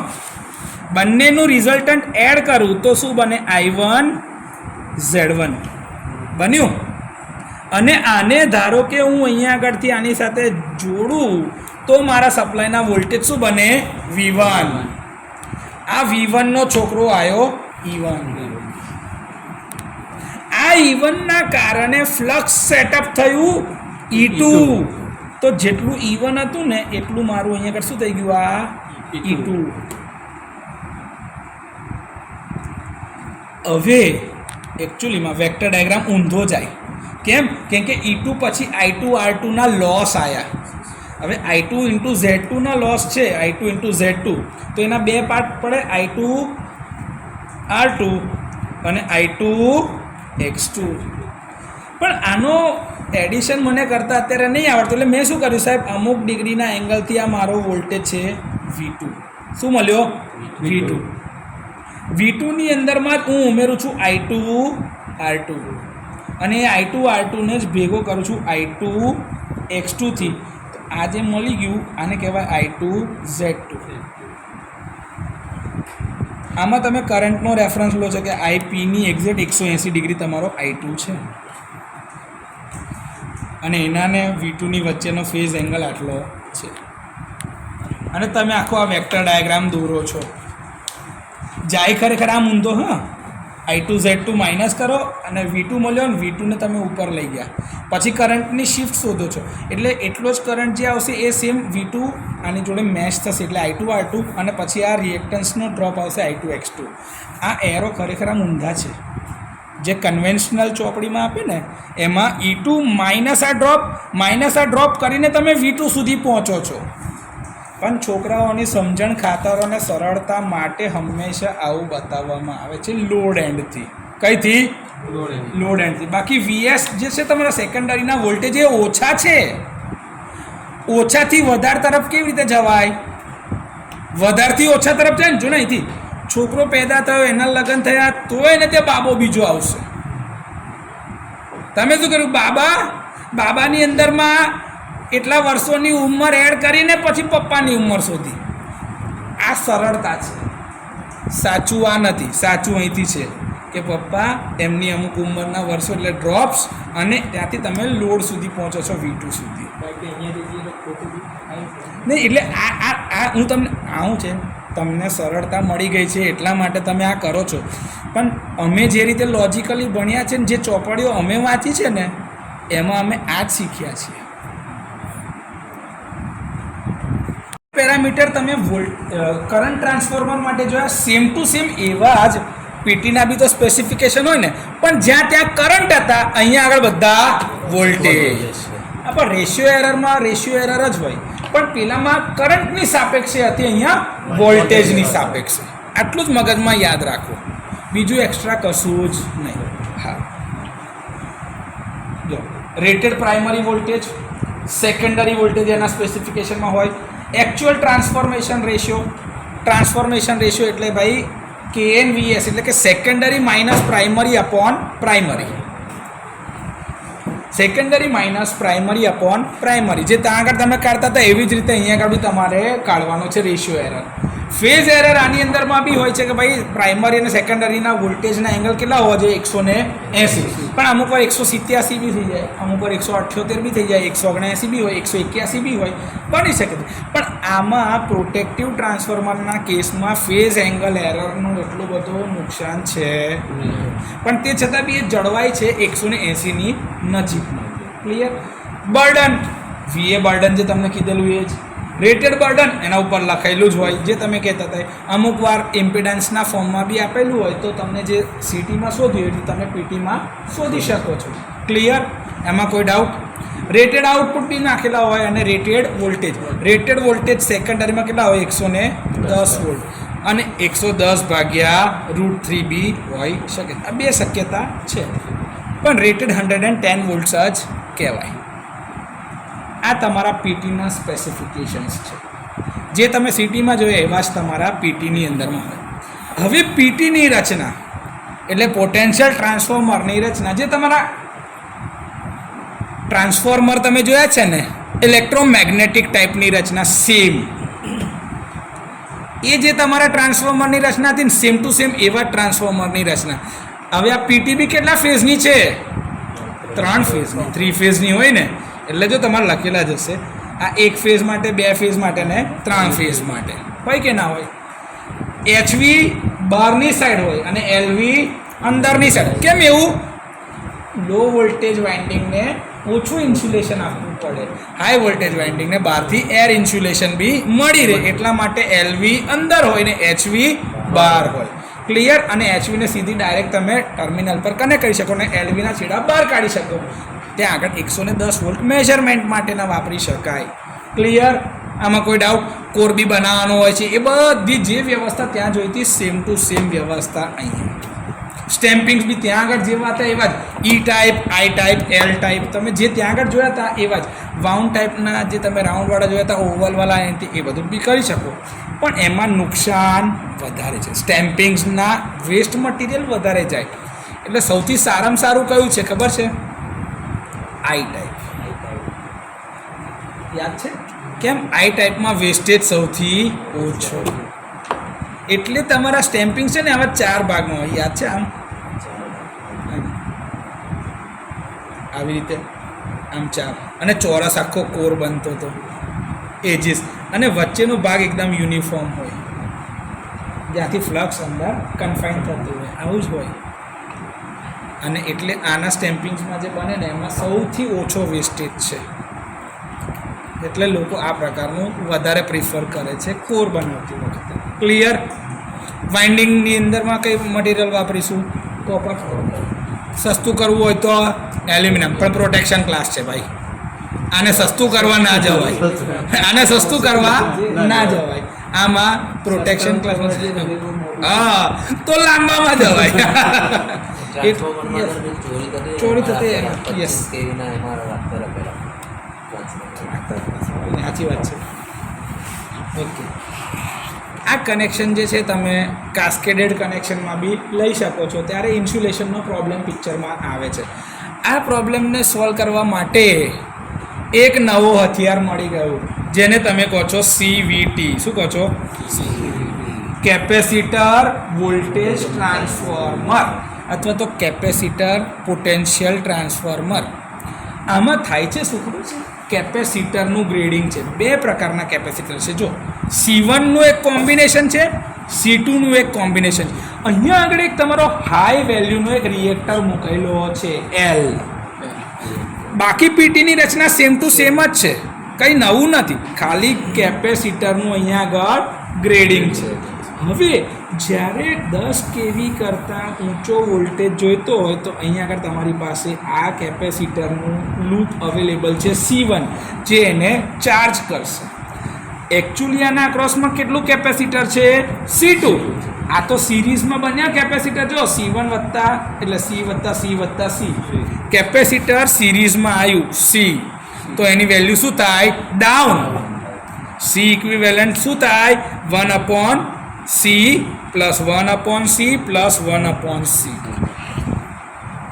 એટલે જે એકચ્યુઅલ કિંમત હોય એના કરતાં 3જા ભાગની થઈ જાય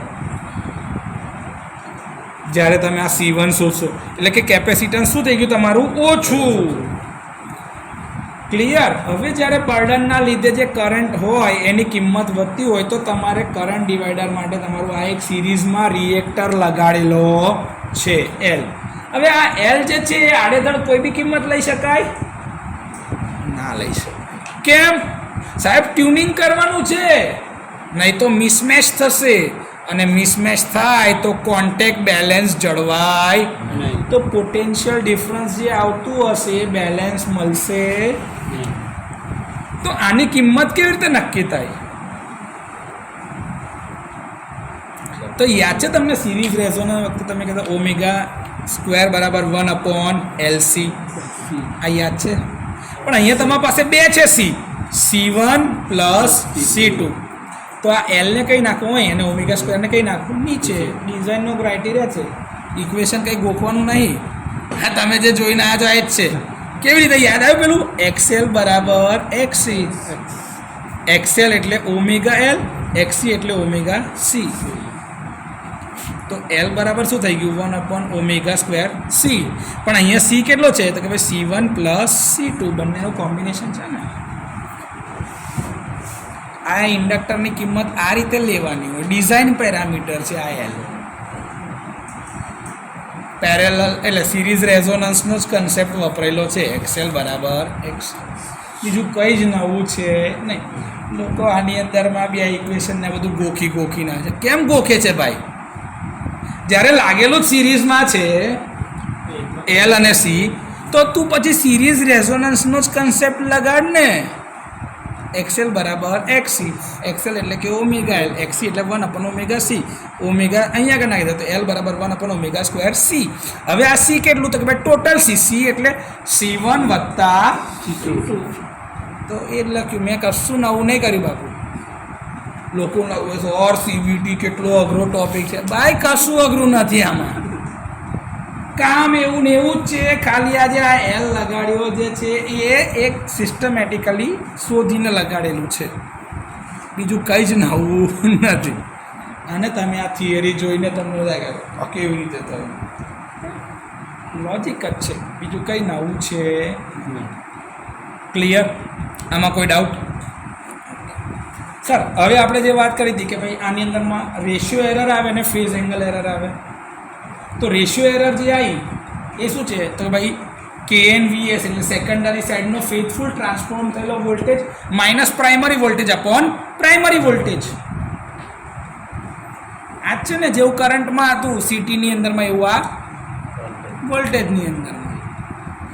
સિટીની અંદરમાં સાહેબ IP minus KN into IS. કેમ સર? સેકન્ડરી સાઈડ ઉપર ગુણાકાર હતો. અહીંયા આગળની અંદરમાં સેકન્ડરી સાઈડ પર વોલ્ટેજનો ગુણાકાર છે. Secondary minus primary upon primary. પેલામાં primary minus secondary upon primary હતું. જોજો જરાક આવડી જશે. વોલ્ટેજ અને કરંટમાં હંમેશા ઊંધી કાનપટ્ટી હોય. કેમ? તો આ ઇક્વેશન લખેલું હતું.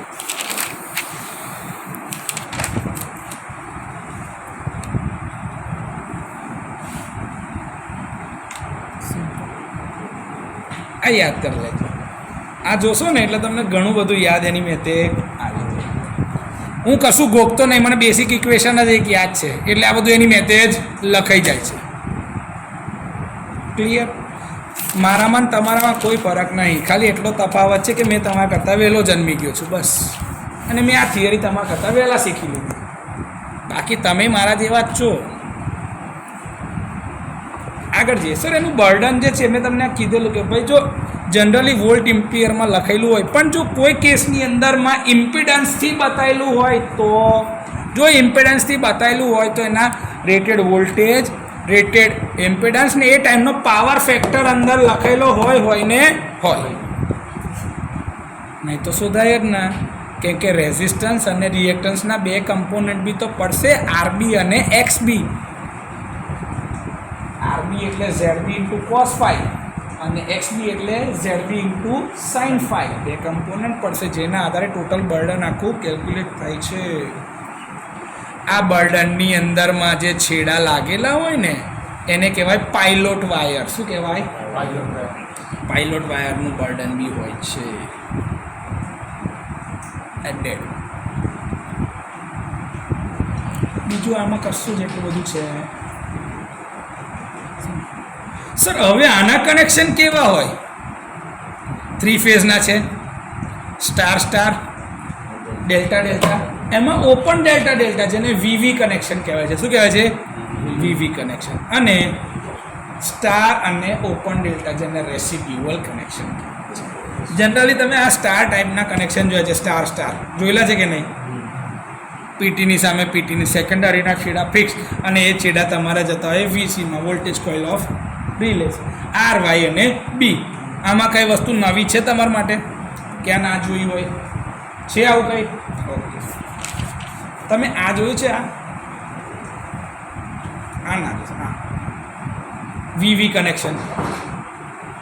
3ની જગ્યાએ 2 જ વાઇન્ડિંગનો યુઝ કરે એટલે એક ફેઝની આખી વાઇન્ડિંગ બચાવી લીધી, જેના લીધે ફરક શું પડ્યો? ખર્ચો ઓછો. આ તમારું VV કનેક્શન છે. જનરલી આપણે આ B ફેઝની અંદરમાં વાઇન્ડિંગ બચાવી લઈએ છીએ. અને જો A અને Cની પોલારિટી જો દેખાય છે, આ A અને Cની, Aની અંદરમાં 1A2 1A1 2A1 2A1 છે. અહીંથી આનું કનેક્શન જો આવી ગયું આ પોલારિટીમાં, 1નું કનેક્શન 2 એટલે ડેલ્ટાની લૂપ બની કે ના બની? કનેક્શન છે રાજા.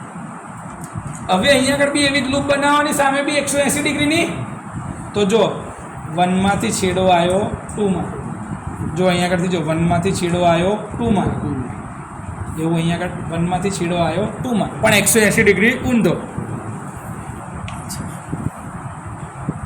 બી ફેઝ હંમેશા ખાલી, આર અને બી માં વાઇન્ડિંગ. આર અને બીને હે આનો કન્વર્ટર આરનું કન્વર્ટર અલગ, એ રેલવેમાં વપરાય. એ સિંગલ ફેઝ ટુ 3 ફેઝનું કન્વર્ટર, એ single phase to 3 phase converter એ અલગ વસ્તુ છે. આ open delta connection VV connection કહેવાય. આમાં એક આખા મટીરિયલની અંદરમાં આખી વાઇન્ડિંગ જ બચાવી લીધી, કોપર સેવિંગ કન્સેપ્ટ. અહીંયા 3 ફેઝ આપેલા છે. હા. પેલામાં તો આમાં કોપર સેવિંગ કન્સેપ્ટ છે. આ કોપર સેવિંગ કન્સેપ્ટ છે આ વીવી કનેક્શનની અંદર. આખી એક વાઇન્ડિંગ જ એક ફેઝમાં બચાવી લીધી, એટલે આને વીવી કનેક્શન કહેવાય, જ્યાં કોપર સેવિંગ કન્સેપ્ટ પિક્ચરમાં છે. ક્લિયર? કોઈ ડાઉટ? મેઇન પર્પઝ આ સેવિંગ માટે જ છે. આ ફક્ત ને ફક્ત પ્રોટેક્શન પર્પઝમાં વપરાય, પણ આનો મેઇન યુઝ શું છે કે વાઇન્ડિંગનું મટીરિયલ બચાવ્યું, કોપર સેવિંગ. જ્યાં આગળ લાગે ભાઈ ખર્ચો બહુ પોસાય એવો નથી, ઇકોનોમિકલ ડિઝાઇનનો ભાગ હોય અને પ્રોટેક્શનમાં એટલા બધા કંઈ બહુ મોટા ટ્રાન્સફોર્મર માટે પછી આ ના વપરાય. ક્રિટિકલ ઇક્વિપમેન્ટ માટે નહીં, પણ અમુક થોડુંક ચાલી જાય એવું હોય તો ત્યાં તમે આવું કરી શકો છો. નાનું ત્યાં આગળ કોપર સેવિંગનો કન્સેપ્ટ લઈ શકાશે. એના માટે જ છે આ સ્ટાર અને ઓપન ડેલ્ટા. જો અહીંયા સ્ટાર કનેક્શન છે અને અહીંયા આગળમાં ઓપન ડેલ્ટા છે. સર ઓપન ડેલ્ટા છે તો અહીંયા આગળ તો તમે 3 ફેઝની અંદરમાં વાપરી લીધી છે, તો આ ડેલ્ટા ઓપન કેવી રીતે થયો સમજાવો તો મને.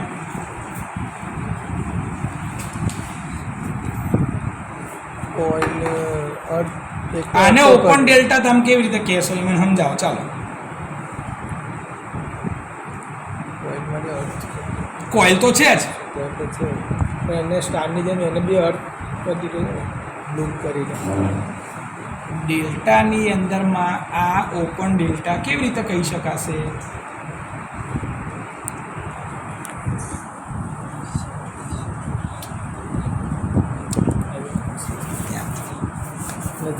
બધા જો A1 A2 માંથી B1, B2 માંથી C1, C2 માંથી A1 જવો જોઈએ ને. કઈ જાય છે? કોઇલમાં કોઇલ ક્યાં આગળ છે? ન્યુટ્રલ કરાયેલી છે, જો ન્યુટ્રલ પોઈન્ટમાં અર્થ કરેલી છે. તો આ છેડો શું રાખે છે? ઓપન. C2 ની લૂપ A1 માં પૂરી થઈ જવી જોઈતી હતી, એ થતી. અને છેડા કઈથી કાઢવા જોઈએ? C2 B2 ને A2 માંથી કાઢવા જોઈએ, કાં તો A1 B1 C1 માંથી. તો 3 ફેઝના નીકળે છે ખરા, તો ડેલ્ટાની લૂપ ઓપન જ રહે ને. કન્સેપ્ટ છે એ ઓવર કરંટ અને અર્થ ફોલ્ટ પ્રોટેક્શનની અંદરમાં વોલ્ટેજ રિસ્ટ્રિક્ટેડ ફોલ્ટ બતાવવો હોય ત્યારે વપરાશે. રિસ્ટ્રિક્ટેડ અર્થ ફોલ્ટ પ્રોટેક્શન માટે આ પ્રકારની વ્યવસ્થા થાય. ડાયરેક્શનલ અર્થ ફોલ્ટ કરવો હોય તો થાય. ડિસ્ટન્સ અર્થ ફોલ્ટ, આ બધા અર્થ ફોલ્ટ માટે જ છે સ્પેશિયલ. કેમ કે જો ને વોલ્ટેજ કોઇલને અહીંયા આગળ અર્થ સાથે લીધી છે, એટલે અર્થ ફોલ્ટના સેન્સિંગ માટે જ આ પ્રકારની વ્યવસ્થા છે. એટલે બધા પ્રકારના અર્થ ફોલ્ટ લખી દેશો ને તો બી એની એપ્લિકેશન આવી જ જશે. આ યાદ રાખવાની એક ટ્રીક. હવે તમે સીટી બી ભણ્યા ને પીટી બી ભણ્યા, તો સીટી ને પીટીનો તફાવત આવડે કે ના આવડે? સીટી એટલે પોટેન્શિયલ, કરંટને સ્ટેપ ડાઉન કરશે 1 એમ્પિયર કે 5 એમ્પિયરમાં. પોટેન્શિયલ એટલે કે વોલ્ટેજને સ્ટેપ ડાઉન કરશે 110 વોલ્ટની. પ્રાઇમરી કરંટની કિંમત સેકન્ડરી કરંટ ઉપર આધાર રાખતી નથી, પણ પોટેન્શિયલ ટ્રાન્સફોર્મરના કેસમાં કરંટની કિંમત આધાર રાખે છે. કેમ કે બર્ડન ગણવાનું છે, એટલે પ્રાઇમરી કરંટની કિંમત સેકન્ડરી બર્ડન ઉપર આધારિત છે. કરંટ પ્રાઇમરીનો આ યાદ રાખજો. આ સૌથી ઇમ્પોર્ટન્ટ ને ટેકનિકલ પોઈન્ટ છે જે લોકો ઇગ્નોર કરે છે. આ સમજજો, બંને કરંટની જ વાત છે. આમાં પ્રાઇમરીનો કરંટ ગમે તે હોય, એને સેકન્ડરીમાં 1 કે 5 જ કરવાનો છે, એને વાંધો નહીં. પણ આમાં પ્રાઇમરી કરંટની કિંમત પર સેકન્ડરીનું બર્ડન છે રાજા, V × A. એટલે આના માટે ઇમ્પોર્ટન્ટ થઈ જશે. પેલામાં સેકન્ડરીમાં 1 કે 5 એમ્પિયર ફિક્સ છે, પીટીમાં ફિક્સ છે ખરા? એટલા માટે પીટીમાં આ વસ્તુ ખાસ યાદ રાખજો. આ મુદ્દો જનરલ છોકરાઓ આ મુદ્દો સમજતા જ નહીં. અહીંયા આગળ શું લખે છે ખબર છે પ્રાઇમરી વોલ્ટેજની કિંમત સેકન્ડરી વોલ્ટેજ પર આધારિત નથી. એટલે એ તો બધાને ખબર છે. સ્ટેપ ડાઉન જ કહે છે 110 એ અલગ પ્રકારની વાત છે. આ કહેવાનો મુદ્દો જ આખો અલગ છે. હવે પ્રાઇમરીમાંથી કરંટ પસાર થતો હોય ત્યારે સેકન્ડરી વાઇન્ડિંગ આમાં ઓપન હોવું જોઈએ નહીં. હવે પીટીના છેડા ઓપન હોય તોય વાંધો નહીં, આપણે તો વોલ્ટેજ જ માપવો છે ને, એટલે આ ઓપન હશે તો બી વાંધો નથી. લોડ કરંટમાં ફેરફાર થાય સીટીના પ્રાઇમરી કરંટમાં ફેરફાર નોંધાશે.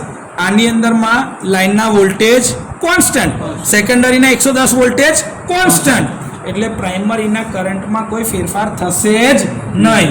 થાય ભાઈ પીટી છે, પીટી વોલ્ટેજ પર જ આધારિત છે ને, વોલ્ટેજ તમારા ફિક્સ જ છે, એના પર કોઈ જાતનું અસર કે ફેરફાર થતો નથી. એ કરંટનો જો ફેરફાર થાય ને તો સેકન્ડરીના બર્ડન પર પાછો ફેરફાર થાય. હા સમજ્યા? ક્લિયર? બંધ કરી દો.